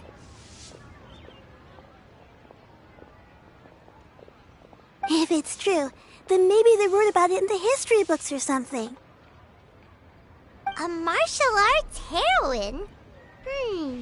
Oh, Shincho knows tons about Liyue's chivalric traditions. If anyone knows about the heroes of the past, it's him. Let's go find him at the Feiyun Commerce Guild. Are you leaving already? But I'm still hungry. I'll go order some food, Granny. If there's nothing on the menu you especially want, I'll just get a few different things. It seems we must part ways for now. The Traveler and Paimon are bound for the Feiyun Commerce Guild, while Yuendai and Shuyu shall remain here and partake of their lunch. As for myself, I have matters to discuss with Streetward Rambler. Streetward Rambler? Oh, you mean Madam Ping! Precisely. Let us meet at Yujing Terrace once you are ready. Everyone, please, eat to your heart's content. Today is my treat. I've always wanted to try this place. Food is unbelievable.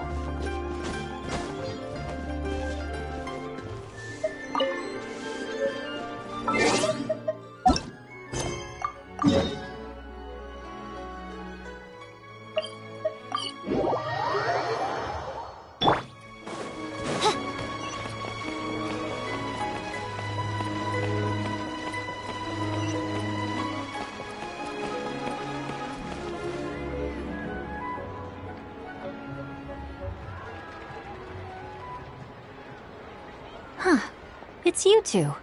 What brings you here? Shincho! Great, we found you! We wanted to ask you about something.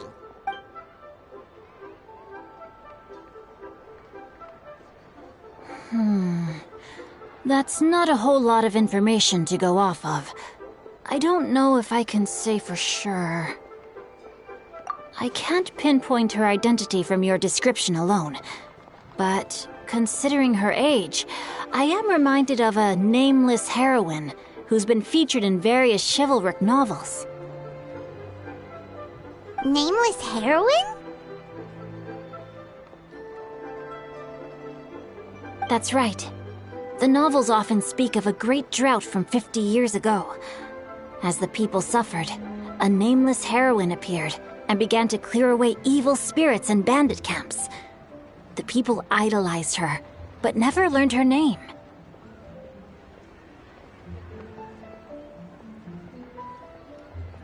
All they knew was that she always acted alone. Later, though, she supposedly fell in love with a similarly noble-minded exorcist from Mount Tianheng. They were well matched in more ways than one, often fighting together as a fearsome duo of otherworldly strength. After the drought ended, the heroine and the exorcist left the public eye and began living a reclusive life in the mountains. All that remained were tales of her incredible accomplishments.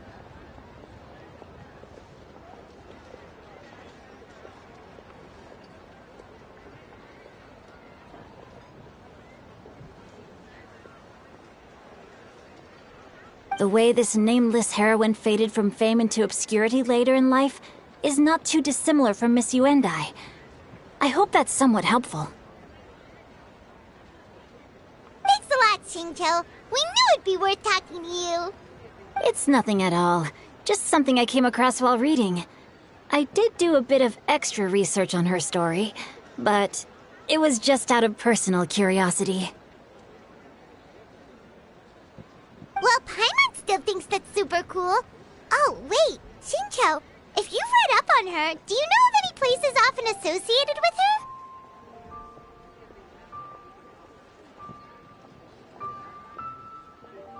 Let me think. In the novels, the nameless heroine always appeared near one of three places: Wangshu Inn, the area just north of Jueyun Karst, and Jingyun Peak. Perhaps the real-life heroine who inspired the character was also often seen near those three places. That... You're welcome. To be honest, I found some parts of the story confusing when I first came across it. It's rare for a chivalric hero to fade into obscurity during their lifetime, even after retiring from the public eye. But no one ever saw or heard from the nameless heroine again. There were even rumors that she became extremely ill. I've I've never understood why someone would go to such lengths to erase themselves from public memory. It's almost as if she was trying to hide from something. There's probably far more to the story than what's been written.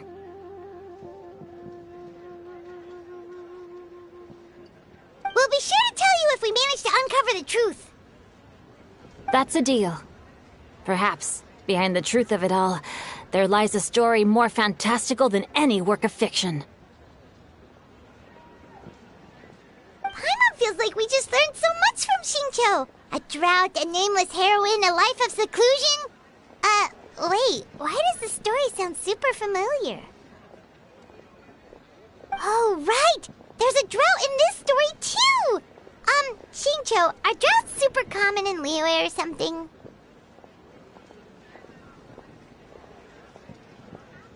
Well, they used to be. But people have long since developed methods to prevent them, like by cultivating the soil or digging canals.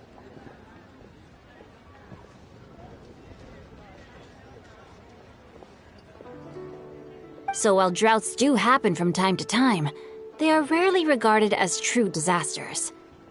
The drought 50 years ago is probably one of the worst we've had in the last several centuries. The crops withered, the streams ran dry, and the monsters in the mountains became rabid and agitated. Countless caravans were attacked, and people who lost their homes came together to form bandit groups. What started as a natural disaster soon became a human tragedy as well.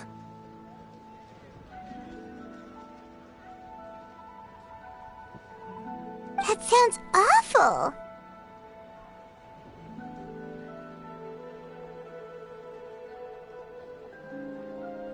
Yeah, and that's exactly why the nameless heroine was so beloved.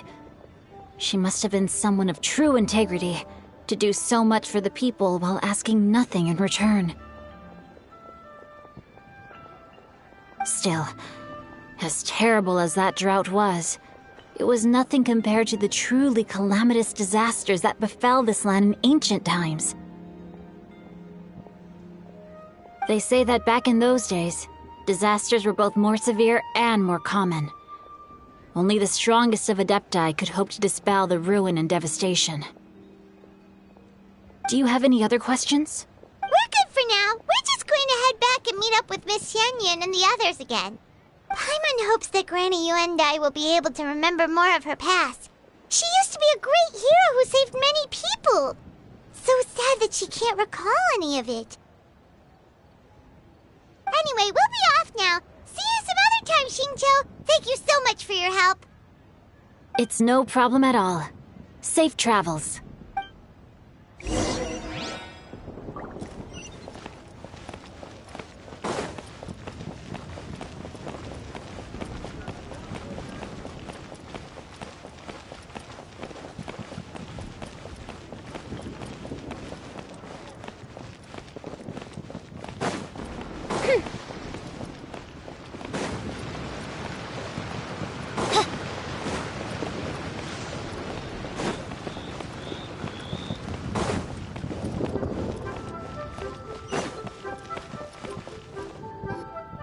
I have recorded the tune that you requested. I hope it will be of help to you. Oh, thank you. Straight word, Ping. What has amused you so? Oh, it's no serious matter. I was just reminiscing about the last time I saw you in this form. Time has wrought such change in this world, and yet you appear just the same as ever. Time has little bearing on one's existence, nor has one keenly felt its effects whilst dwelling at Mount Outsong. Nevertheless, Ping, one would like to seek your counsel on a personal matter. Oh, why so formal all of a sudden? I must say, you're making me a little nervous. What is it? Well, the inquiry is as such. Approximately how much more would one need to afford a comfortable life in the harbor, not unlike the one that you yourself lead?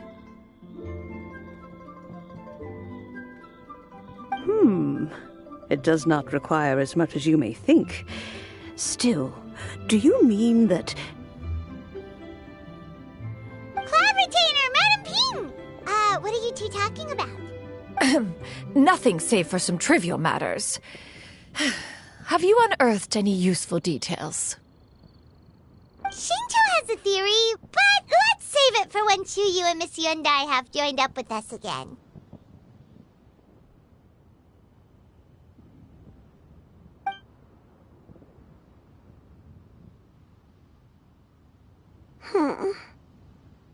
Do not be troubled, young lady. Here, have some tea. Thank you so much. What do you think, Chuyu? Does it match up with what you know of your granny?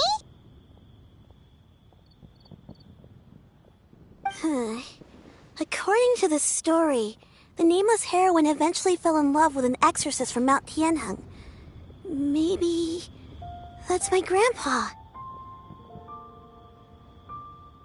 I don't have many memories of him, but there was this one time I found a box in our attic full of a bunch of weird sigils.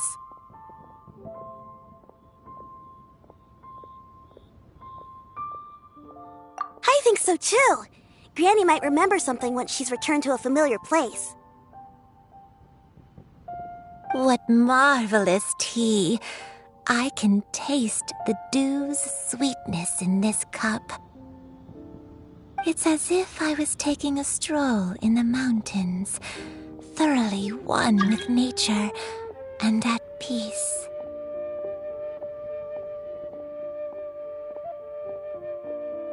Is that so? Then please drink as much as you like. There's no need to hurry. At our age, it's always nice to slow down and take the time to appreciate pleasant conversation among friends. Thank you.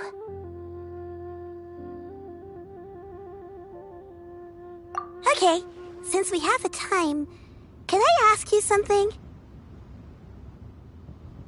Sure thing. What would you like to know? I have a secret I want to tell you. Let's go talk over there.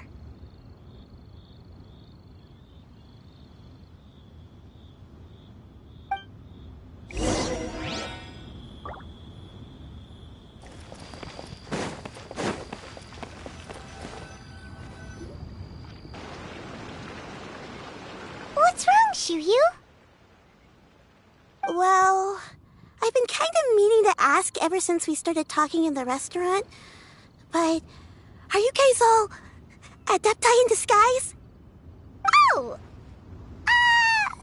About that. Well, you guys just seem super special. Plus, I think I might have heard Miss Shen Yun call herself an adeptus. Must have been a slip of the tongue. Shen Yun, since you were the one who, misspoke, maybe you can explain to Chuyu here what you really meant by that.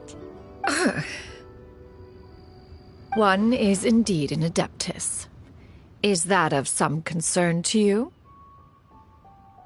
Huh? I knew it. Well, one time when I was a little kid, I saw a pure white illuminated crane.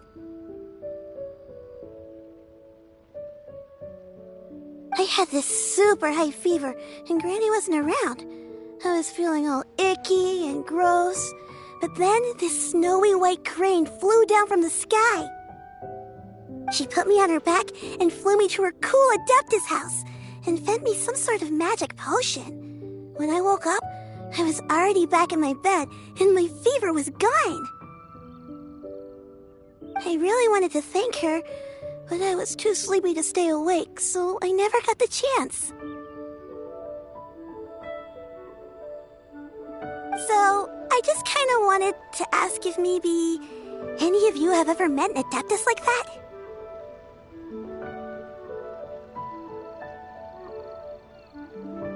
A pure white illuminated crane? The only two we've ever met are blue and white and black and brown. Have you ever met one that's pure white, Cloud Retainer?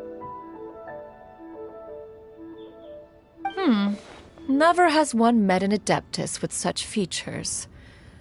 One surmises such a description is but a hyperbolic embellishment that oft results from narrative accounts. That's weird. Was it really just a dream then? Well, even if it was just in my head, it doesn't matter that much anyway.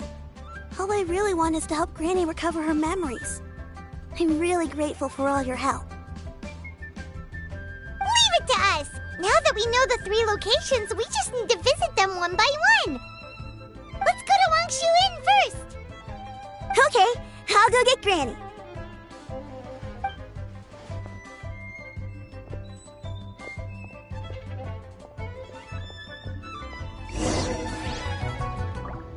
By royal decree.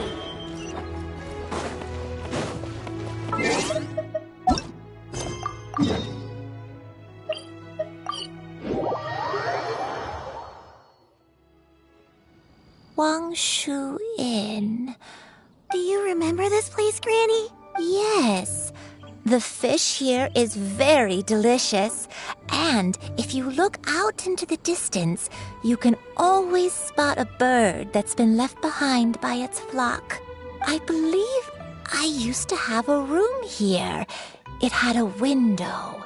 Yes, I spent a lot of time looking out that window. Which room was it again? Let me look. I'll come with.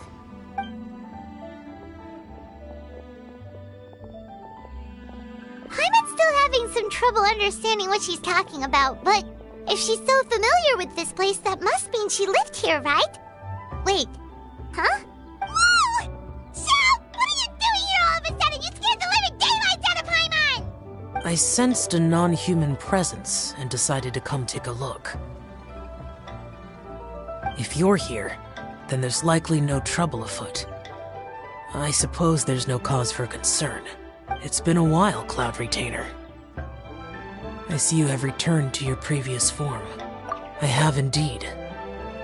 I fought alongside her in this form on many occasions during the Archon War. Oh, wow! What was she like during the war? Oh, wait, let Paimon take a guess. Was it anything like this? Behold, the glory of one's newest invention, the Bang Bang Continuous Fire Mechanism. Hands up and surrender, or be prepared to face the full might of the Adepti! An impressive imitation. Paimon knows her all too well. Even so, Cloud Retainer was not always as ostentatious as you describe. You may be unaware, but her talent with Adepti sigils is just as formidable as her skill in mechanics. The Archon War reached its peak after Guizhong's death.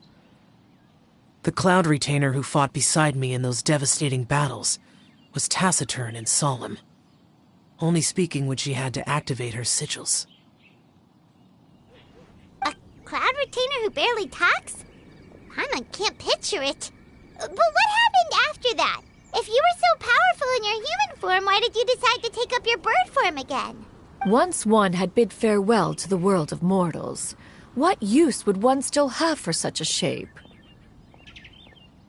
When dwelling between mountain and forest, away from the struggles and troubles of the mortal world, a mortal form is hardly the most fitting of choices.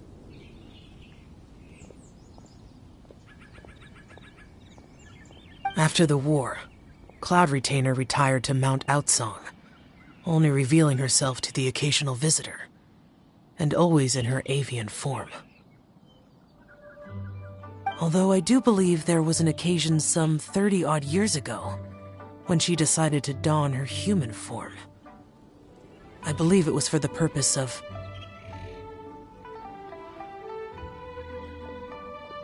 One believes there is little need to relive bygone matters. Granny, are you okay? Back then, at this place, Perhaps this conversation should end here. I shall take my leave now. Should you encounter any trouble, you need only call my name. However, given that you are traveling with Cloud Retainer, I trust you are in good hands.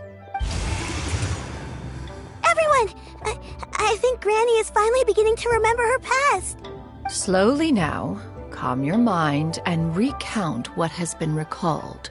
A long time ago, I stayed here to recuperate from my illness. Huh. So what Shinto said was true! You did fall ill! Was that why you went into hiding? I don't remember. I'm very sorry, but I can't even remember the name of my illness. The only thing I can remember is that it took a great toll on me, and there was no cure for it. I was confined to my room in Wangshu Inn, where I spent many days unconscious. I'd come to every once in a while and stare at the migrating birds outside the window. It was a solemn sight. I remember crying, but I'm not even sure I knew why. One day, I met a traveling merchant. Upon hearing of my illness, he sold me a bottle of soul-revitalizing tea pills. He told me that the pills were concocted using Adepti blood and could be used to alleviate my symptoms. Sure enough, I made a full recovery. My illness remained dormant for several decades after that. Wait, but if your illness remained dormant for several decades, are you saying that what you're going through now is just a relapse of what happened all those years ago? And it was all thanks to the pills that you managed to keep the symptoms in check? Paimon's brain kinda hurts. Do you remember anything else? I'm sorry, I don't. Oh, if only I wasn't so useless. Hey, you're not useless. You've done so much for me. Watched me grow up. Raised me. How could you say that about yourself? Oh, fret not, dear child. Granny was just a bit frustrated. That's all. The recovery of a person's memories is a gradual process. Finding pieces of one's past is always superior to not finding anything at all. Let us make haste to the next location. Next location. Oh, why don't we go to the area north of Dwayun Karst next? There isn't really a landmark there, so where should we start? Oh, Paimon's got it. Let's check out the houses in the area first. After all, if she was there for any length of time, then she would have stayed somewhere, right? Oh, Paimon's really got her thinking cap on today. At this rate, we'll recover all of Granny Wendai's memories in no time.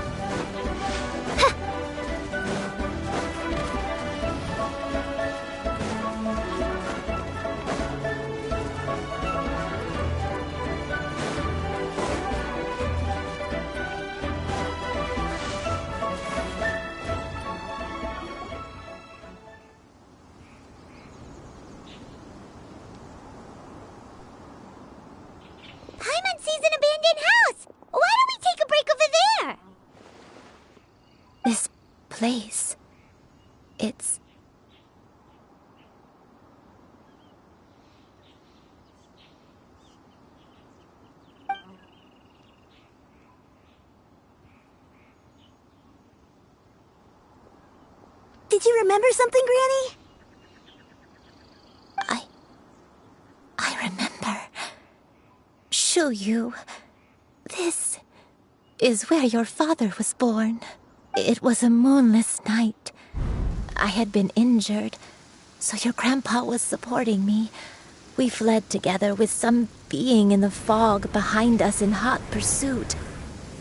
I had exhausted my strength when the labor pains came on, so we took refuge in this house. Your grandpa set up a barrier outside, but neither of us knew if it could hold the monsters back. I remember that night. I remember falling to my knees, reciting a prayer over and over. I alone am the source of this sin. Punish me as you wish for forsaking my oath, but spare my innocent child. Sin? Oath? Did you do something wrong? I don't know. I don't remember. I only remember praying in the darkness with all my strength until the sun finally rose again and the fog cleared out.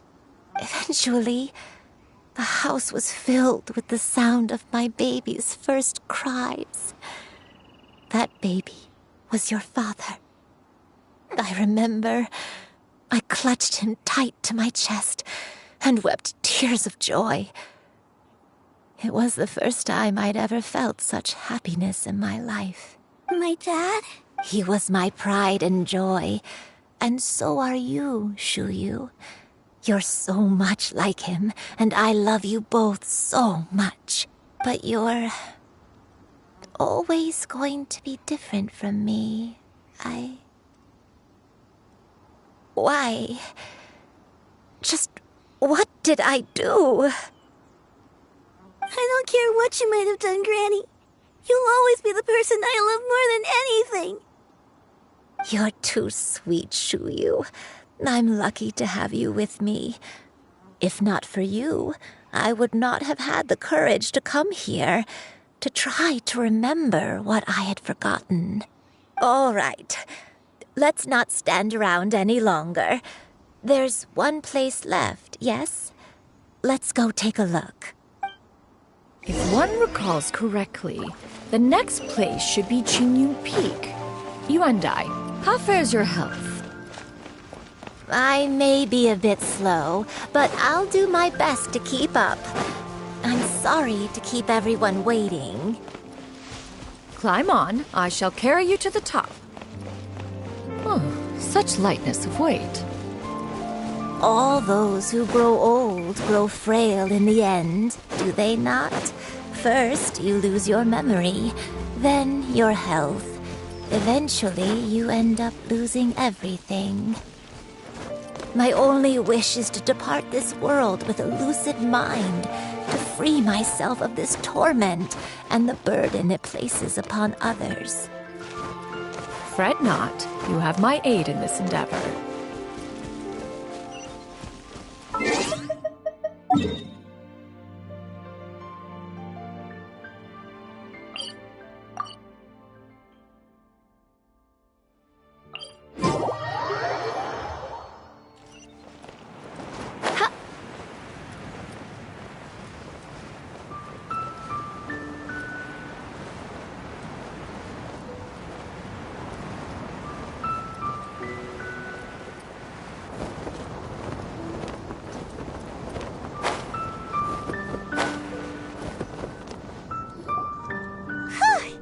We're finally here. Does this place feel familiar to you, Granny Yuandai? Let me see. How strange. Have I lived here before? When we were at Wangshu Inn and the abandoned house earlier, though I couldn't remember everything, I still felt a sense of familiarity. I could easily picture myself in those places. But here, I don't have that feeling. Perhaps I did come here in the past, but it just didn't leave a strong impression on me. But did the stories get it wrong then? Yeah, that's true. But they're also the only thing we have to go off of. Paimon was hoping this place would jog Granny Yuendai's memory just like the others. I'm sorry to disappoint you two. It's all right. We're not going to give up yet. We'll figure something else out. Just you wait. Thank you. If only I could remember. Huh? That way. What's that mountain? Oh, let Paimon look! Huh? Isn't that Mount Outsong? Looks like we've come full circle. Mount Outsong. Mount Outsong. Granny, are you okay? Don't push yourself, Granny. It's okay if you can't remember. You shouldn't do something that makes you sad. Mount Outsong, What am I really? Mount Outsong holds some familiarity to you? It does, but I can't go back. Are you feeling unwell? My head, it feels all heavy and dizzy. What is wrong with me? Cloud... Miss Xianyun, is there anything you can do? Let us go to Mount Outsong. But... Fret not, all will be well. You and I, you have already given more than enough to the pursuit of this endeavor. You may leave the rest to me. I've prepared something that can aid you in suppressing the fear in your heart and restoring your lost memories. It currently resides at Mount Outsong. Wait, really? When did you do that? I never leave anything to chance. All will reveal itself when we arrive.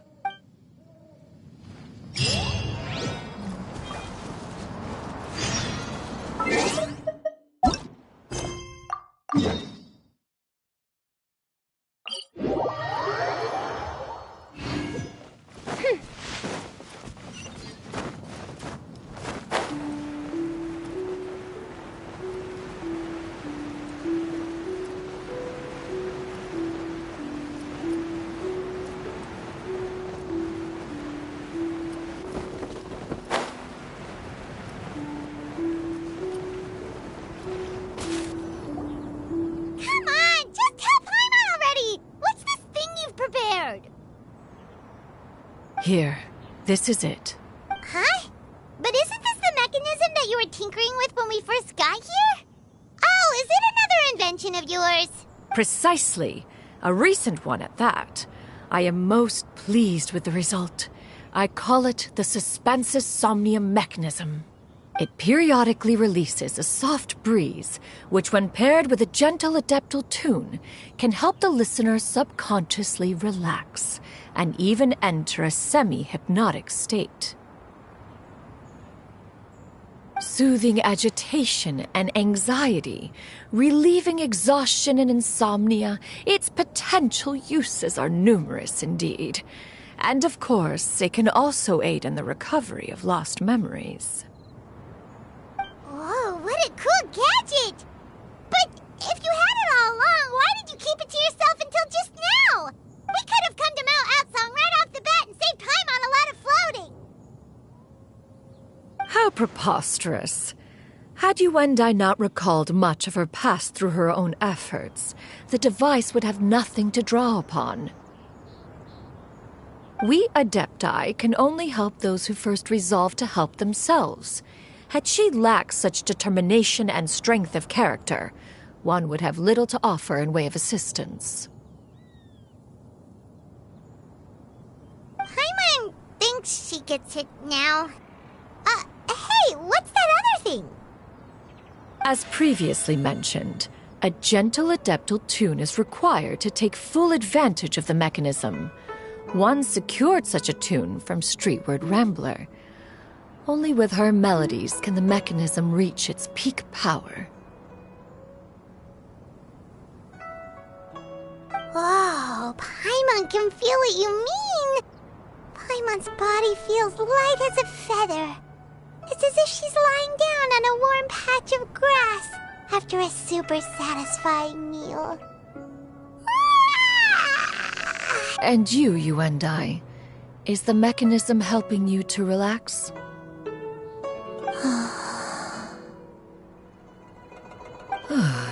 It appears she has already succumbed to the depths of reverie. Come, join one on this side. We shall give her some time to herself.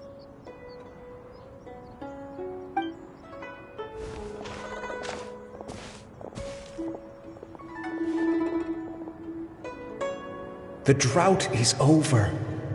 But why do you look like you want to cry?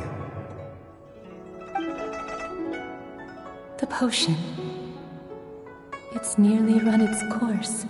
I've never regretted meeting you. Not even for a second.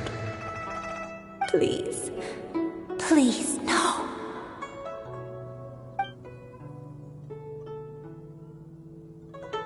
Have you forgotten? This is the world you left behind. One of gentle breeze and morning dew, perfectly straddled betwixt the realms of heaven and earth. This is your home. This is where you belong. You should have never left. The you of the past, the me from not that long ago. We should have never.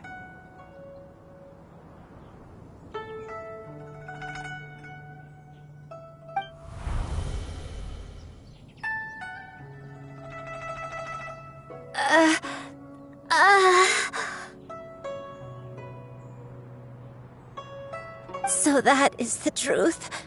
No wonder this place is so familiar. Granny!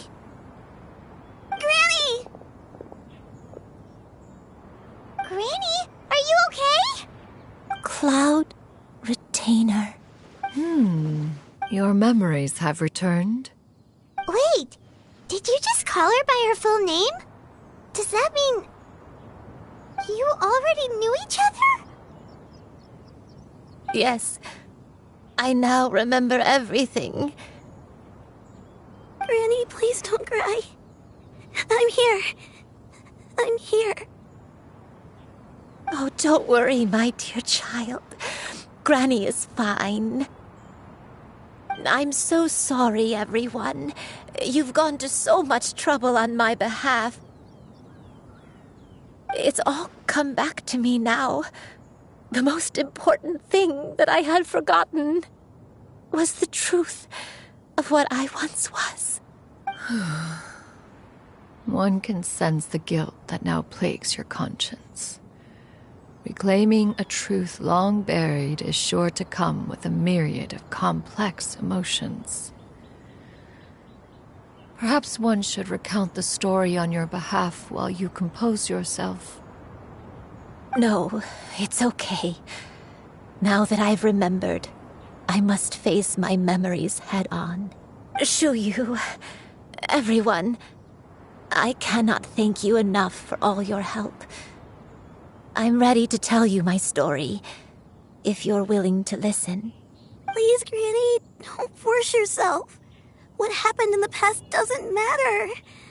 I love you more than anything. Nothing you say can change that. I know, dear child. My feelings for you are exactly the same. It is for this reason that you deserve to know the truth. Some time ago, I made a terrible mistake. One for which I could never atone. Is this the sin that you mentioned in Joyun Karst? What happened? I am, in truth, not a human being. My real form, one that I held for centuries, was that of a wild crane. I spent many, many years living on Mount Outsong, bathing in the soft breeze and drinking the sweet dew of the mountains.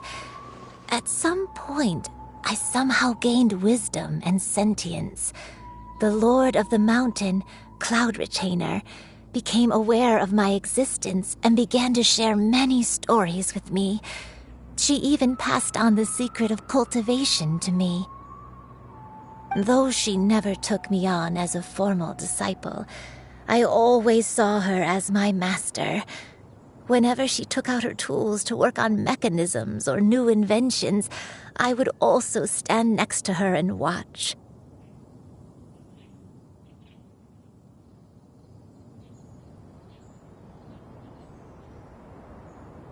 I even contemplated completing my training and becoming an adeptus in my own right. I followed her teachings, and time gradually passed us by. 50 years ago? That's right. Master regaled me with many stories of her past deeds. From them, I learned how she had saved people from a similar crisis in the past. She was the one I looked up to the most. More than anything, I dreamt of becoming an adeptus like her. I wanted to travel the land like she had, relieving suffering wherever I went. But I was still far from being a real adeptus. I possessed no ability to take on human form and fit in with the crowd. Once she learned of my desires, Master prepared a special dose of human mimicry potion for me. She warned me that the potion's effects would only last 10 years, and if I were to fail to return to my original form at the end of that time, I would forever forget my past as a crane and become something neither human, beast, nor adeptus. Oh no. So that was the source of your dementia all along. Was it because of Grandpa? Indeed, I fell in love. Though he was human, he had spent his entire life training on Mount Tianheng. When we met, it was not only my first foray into the world below, but his as well. Although clumsy and impulsive as he was, you'd think he was the real strange bird among the two of us. But still, just like me, he cared deeply about the world and wanted, more than anything, to cleanse it of all pain and suffering. I could not help but fall for him. But my time continued to tick away. Those 10 years passed by in a flash. Yet I did not want to leave his side, so I... Oh no, what happened next? I committed an offense. I wanted to stay with him, even if it meant living a life full of pain and suffering, even if it meant that I would eventually turn into a monstrosity. I knew I had betrayed Master's hopes, but I was too ashamed to face her. So I wrote her a long letter instead and asked someone to leave it outside her abode. I was convinced that she would not support my decision, and I lacked the courage to speak to her face to face. In my shame, I fled and tried to hide from the world, such that no one would be able to find me again. But that was only the beginning of my troubles. I began to suffer from a strange illness. My memories became hazy and confused, and I could no longer keep myself awake. I understood that my pain was caused by my refusal to return to the life I was fated to lead. Along with my memories as a crane, I soon forgot the true cause of my suffering as well. I knew only that I had committed a sin. All I could do was pray for forgiveness, even if I had long forgotten what needed to be forgiven. Looking back, I was beyond lucky to have come across that traveling merchant at Wangshu Inn. It was such a fortunate coincidence that we were there at the same time. If it weren't for those soul-revitalizing tea pills, I probably would have...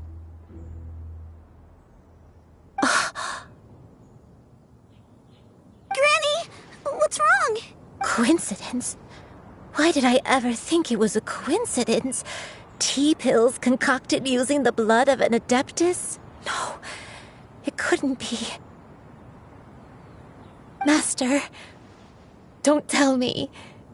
Back then, that merchant was actually...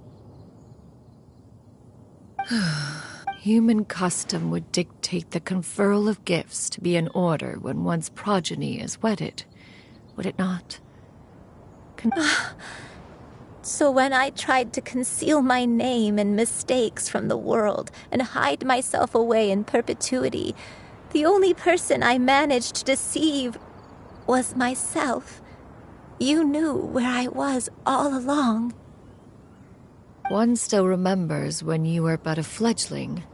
You possessed a certain fondness for a particular game. You would hide yourself among a group of wild cranes and ask one to pick you out from among the flock.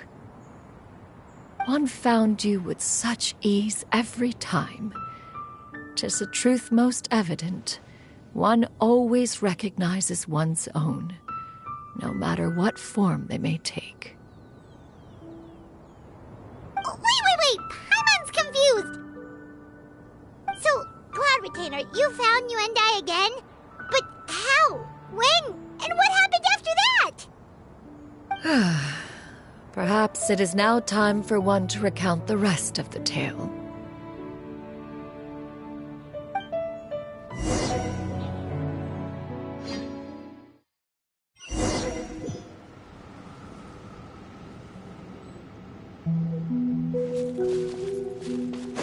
One was furious upon receiving your letter. Seized with anger, one set out to bring you to your senses.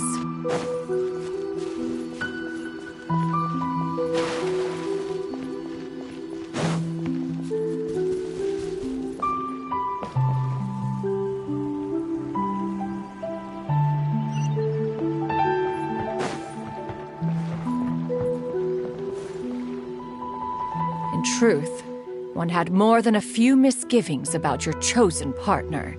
As an exorcist, his talent was lacking.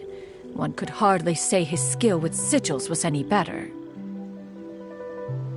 But soon, one came to appreciate the devotion he bestowed upon you during your illness. He never uttered a complaint and rarely left your side. Unwilling to begrudge someone of such character, one decided to overlook his aforementioned deficiencies, glaring though they may have been. Wishing to grant you a life without regrets, one gathered many divine ingredients and used one's own blood to create a form of medicine. Though imperfect, it managed to suppress the more dire effects of your illness. As for how to deliver the medicine, after much contemplation, one eventually decided to perform the deed oneself. One took great care to alter one's features and select the appropriate attire. Only after meticulous scrutiny did one finally set out for Wangshu Inn. As one expected, you were most ignorant of one's true identity. You showed not even the slightest inkling of recognition. One was quite torn. Should one have celebrated the success of one's disguise, or mourn the loss of your acquaintance?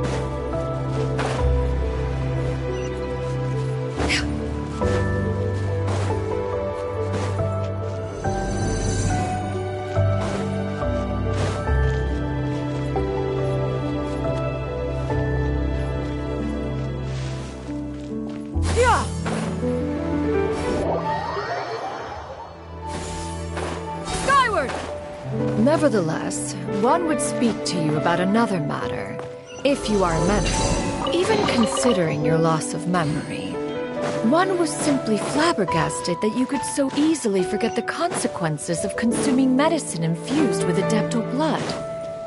Its proclivity to attract monsters is hardly that complicated of a concept to remember. To think that you tried to travel while weak from sickness and heavy with child. Had one not intervened to clear the fog, all of you would have been lost during the night. Make way for the Adeptus!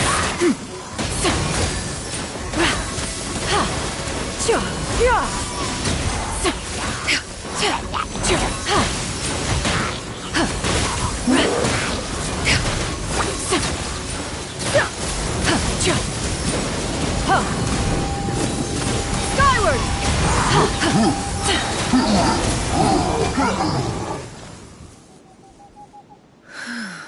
Those monsters would hardly have pursued you with such ferocity without sufficient incentive. They were likely incited by the presence of godly remains. Said godly remains, in turn, were likely drawn to the trace of one scent on your body. One was, after all, an active participant in the Archon War. Some of the gods were likely shattered by contraptions of one's very making. In the end, one was relieved to see you endure through the night. At the break of dawn, one heard an infant's cry pierce through the air, and one saw you carefully cradle the child to your chest. To see you happy, that was more than enough.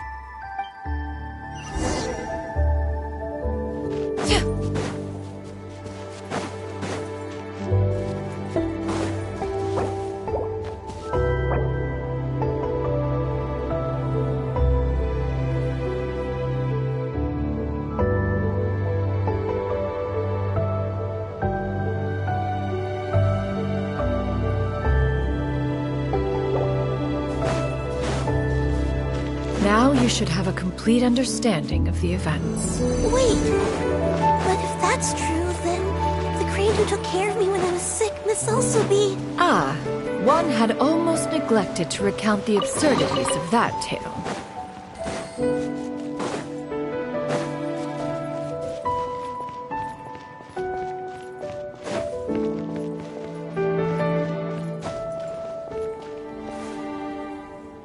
Just as you and I troubled one with her antics, so did you give one many a headache. Upon finding you burning with fever, one made plans to bring you back to one's abode for treatment. However, upon seeing one's form, you began to cry, refusing to get on one's back.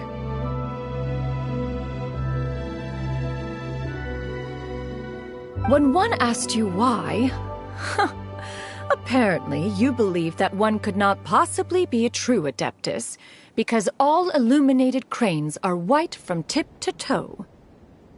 One had no choice but to apply powder to one's body to conceal the variegated nature of one's appearance.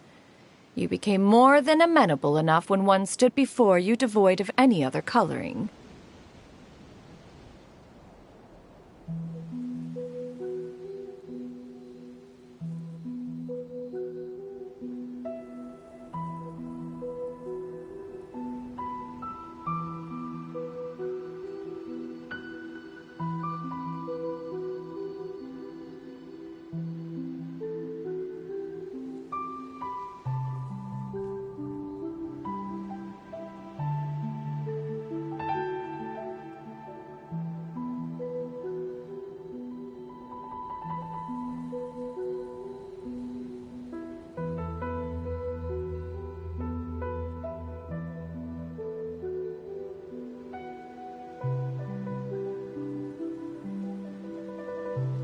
It bears mentioning, however, that as a crane, Yuendai was nearly entirely pure white in color. Though you had never encountered her in that form, you still recognized the essence of her being.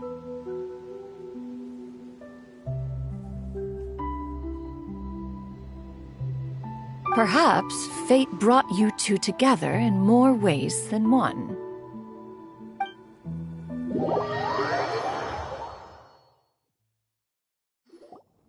Now all has been revealed. One owes you an apology, Yuan Dai.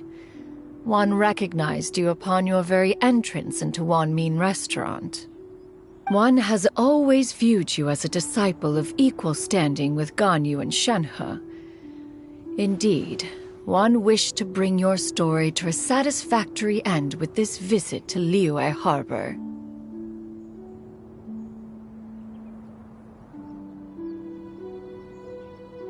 Still, one could not reveal your identity right away. Had one simply informed you of all you had lost, all those cherished memories would merely have become the fictionalized account of another. Memories are most meaningful when recalled by those who lived through them. Would you not agree? Even if the process was painful and arduous to experience. Master, I must ask, if you found me all those years ago, why did you leave me be, even though you knew about my mistake? Why did you not bring me back to Mount Outsong by force? One has never regarded your action as a mistake. It was a simple choice, nothing more. When it is time for one's progeny to leave the nest, it is the responsibility of an elder to let them fly free.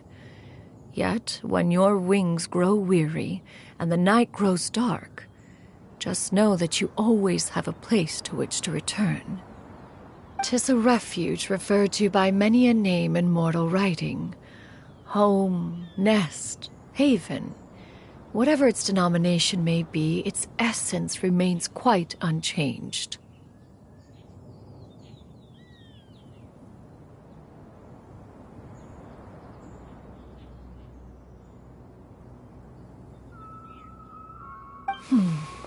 One speaks, of course, of a place not unlike one's own abode. One's disciples are free to come and go as they wish, yet the door remains forever open to those who wish to return. One rather hopes you count yourself among them.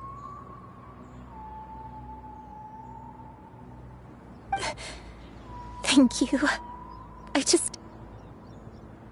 Thank you so much.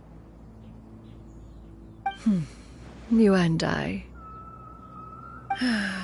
One expects you too have sensed the rapid deterioration of your condition as of late. Have you not? 40 years ago, you chose a path without a future. Though one used one's own blood to provide you with a few decades of extra time, it merely delayed the inevitable. One may have extended the path, yet one was unable to alter its final destination. Even the power of an Adeptus has its limits. Had your condition continued to deteriorate, you would have forgotten your life as a human entirely. In the end, you would have turned into a creature lacking in the ability to even comprehend its own monstrousness.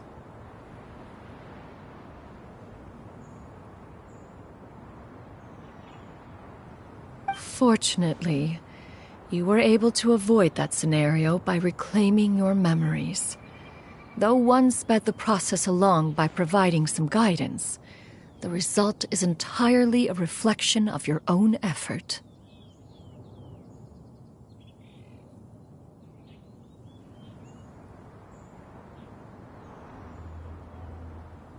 So, what's gonna happen to Granny? One will help her reclaim her original form as a wild crane. If it be fated, she may recover her sentience one day. She's gotta go back to being a regular crane, huh? Master, you've already done more than enough for me. I don't know how I could possibly repay your kindness. This is a better result than I could have ever hoped for. How much time do I have left? Not long. The transformation is imminent. Granny? Granny? Please don't leave, okay? You're all I have left. Please. Don't be sad, dear child. Granny has led a wonderful life. My only regret is having to leave you behind. Don't forget to eat well, okay? A growing young lady like yourself needs lots of good food to grow big and strong. Promise Granny you'll take good care of yourself when I'm gone. I promise, Granny. I'll do whatever you say.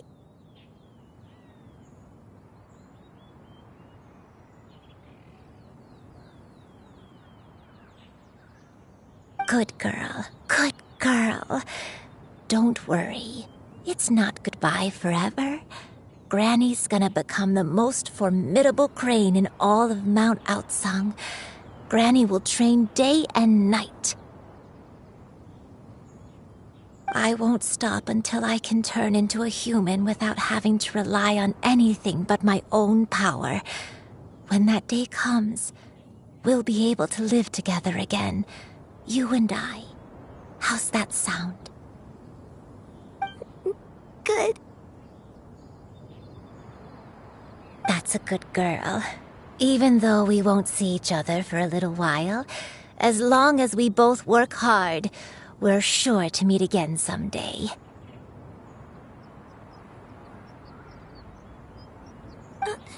I'll eat well, Granny. I promise. And I'll wait for you, no matter how long it takes. I'll wait for you to come back. That's a good girl. Then Granny really has no more regrets. I'm so sorry, Master. Thank you for everything.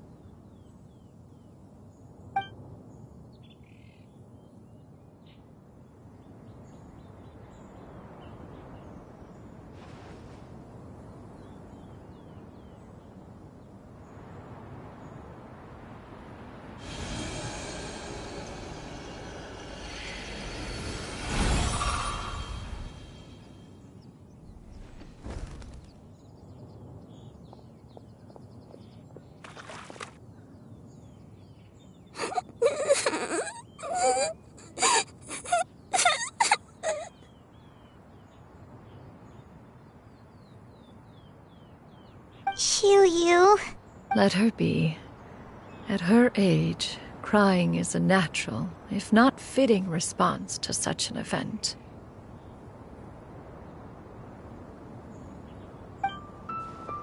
Tears are a necessary part of maturation. Sometimes there is scarcely a better vehicle to wash away the toll of stress and misery. Now that the issue has been resolved, you should also take a moment to relax. Give yourself some time to rest. Take a nap if you must. One will wake you in due time.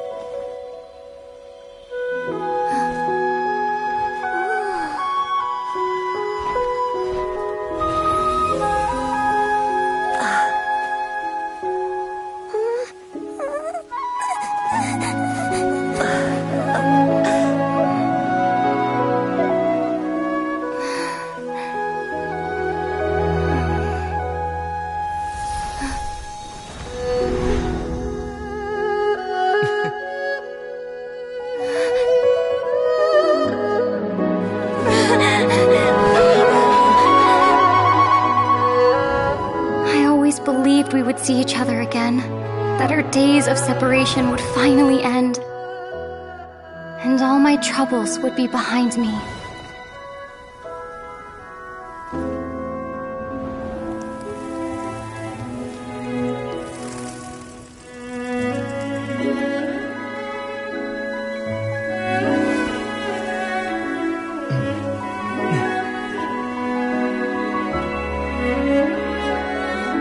If only things could stay this way forever.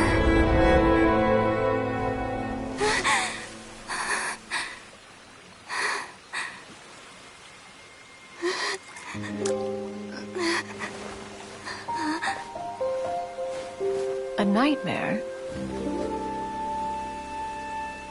Curious. If you're relaxed, shouldn't your dreams be pleasant? It was a good dream. It's just... You weren't ready to wake up.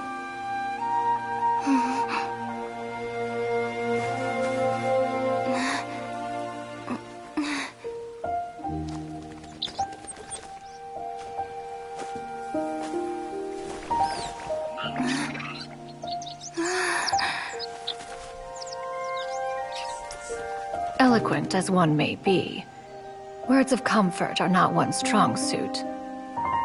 You are doing all you can. One can see your strength of will, your fearlessness in the face of danger. And so, whatever your dream may be, one believes that you shall achieve it. Of course, whenever the perils you face overwhelm you, or you become weary, one is always here for you. After all, as an elder, it is only right to look out for the young ones.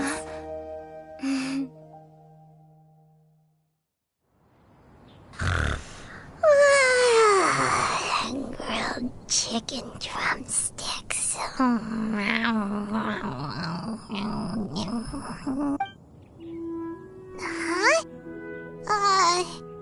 Was Paimon sleeping just now?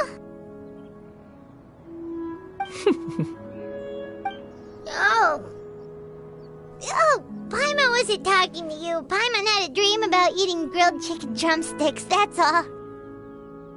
Madam Adeptus? Oh, Shuyu, you're awake. How do you feel? I feel a little better. Thanks. I know I'll see Granny again someday, so I don't feel so sad anymore. Madam Adeptus, could I ask you something? Would you take me in as a disciple? Oh. And have you reasons for this sudden interest? I know Granny thought what she did back then was wrong. She felt really bad about it. But without that mistake, I would have never been born.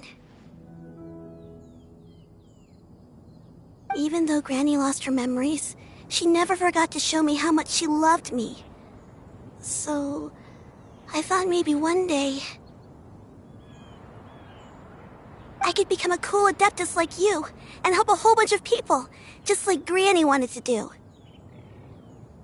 Upon some reflection, one supposes you are no mere mortal. The fact that Yuendai's blood flows through your veins is proof enough of that.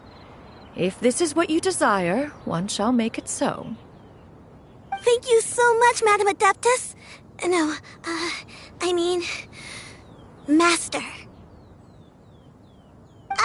Shuyu, are you sure about this? Paimon's gonna let you in on a little secret. We've seen Cloud Retainer's 2 other disciples, and they pretty much eat nothing but bitter herbs like Genshin and violet grass. If you join them, you'll never enjoy Wanmin Restaurant's delicious cooking ever again. How utterly preposterous. One has never enforced such a rule. Every individual must find their own path to enlightenment. So long as one retains a pureness of spirit, one's dietary proclivities are quite irrelevant.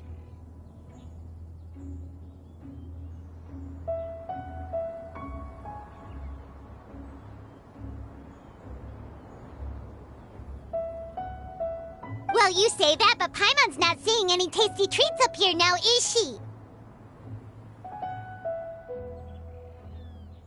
Although Mount Outsong is rich in natural beauty, its location does preclude access to certain finer mortal comforts. That is precisely why one plans to relocate to Liyue Harbor. Shu Yu shall have the honor of becoming one's first disciple in the human world.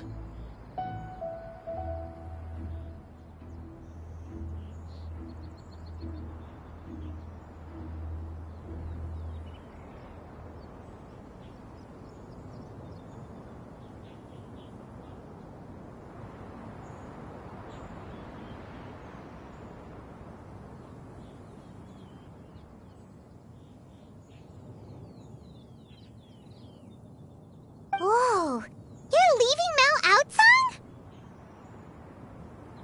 One has never concerned oneself with the location of one's residence.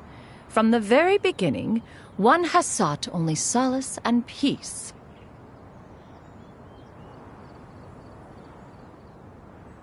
Yet in the end, all of one's disciples ended up in Liyue Harbor.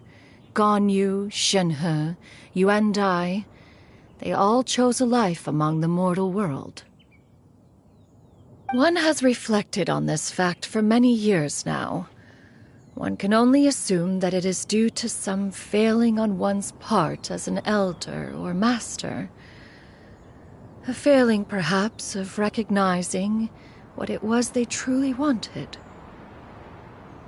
One is most curious as to what aspect of Liyue Harbor could have enticed them to remain there. One could hardly offer an opinion on the matter, but perhaps some time in the harbor will prove instructive.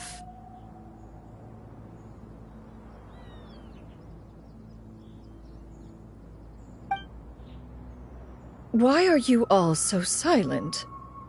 Paimon is, just a bit shocked, that's all.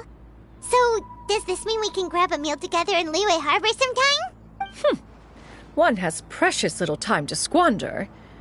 However, if one finds oneself otherwise unoccupied, one would not be opposed to the idea. One will be assuming the identity of a human while residing in Liyue Harbor. You should take care to avoid disclosing one's true identity. Don't worry, we'll help you keep it a secret. So, when can we expect to start seeing you in the city? Perhaps in 2 days' time. One has some matters to see to before one's departure. Preparation is the key to success, after all. One plans to put up various items from one's collection for sale. The earnings should provide for a comfortable living in Liyue Harbor. One has already picked out a handsome property near Chuhu Rock. 'Tis no small purchase, but what is mortal life if not one expense after another? Seems like you've really thought of everything. Then how about we meet up in Liyue Harbor in 2 days? A sensible plan. See you then. Oh, also, why don't you take this suspensus somnium mechanism as a souvenir? Anytime you should feel ill at ease in the future, you may try quieting your mind and sitting in meditation as you listen to its melodies. It might help you find a new perspective. Awesome! Thanks, Cloud Retainer! Hey, didn't we promise Shincho that we'd tell him what we found out?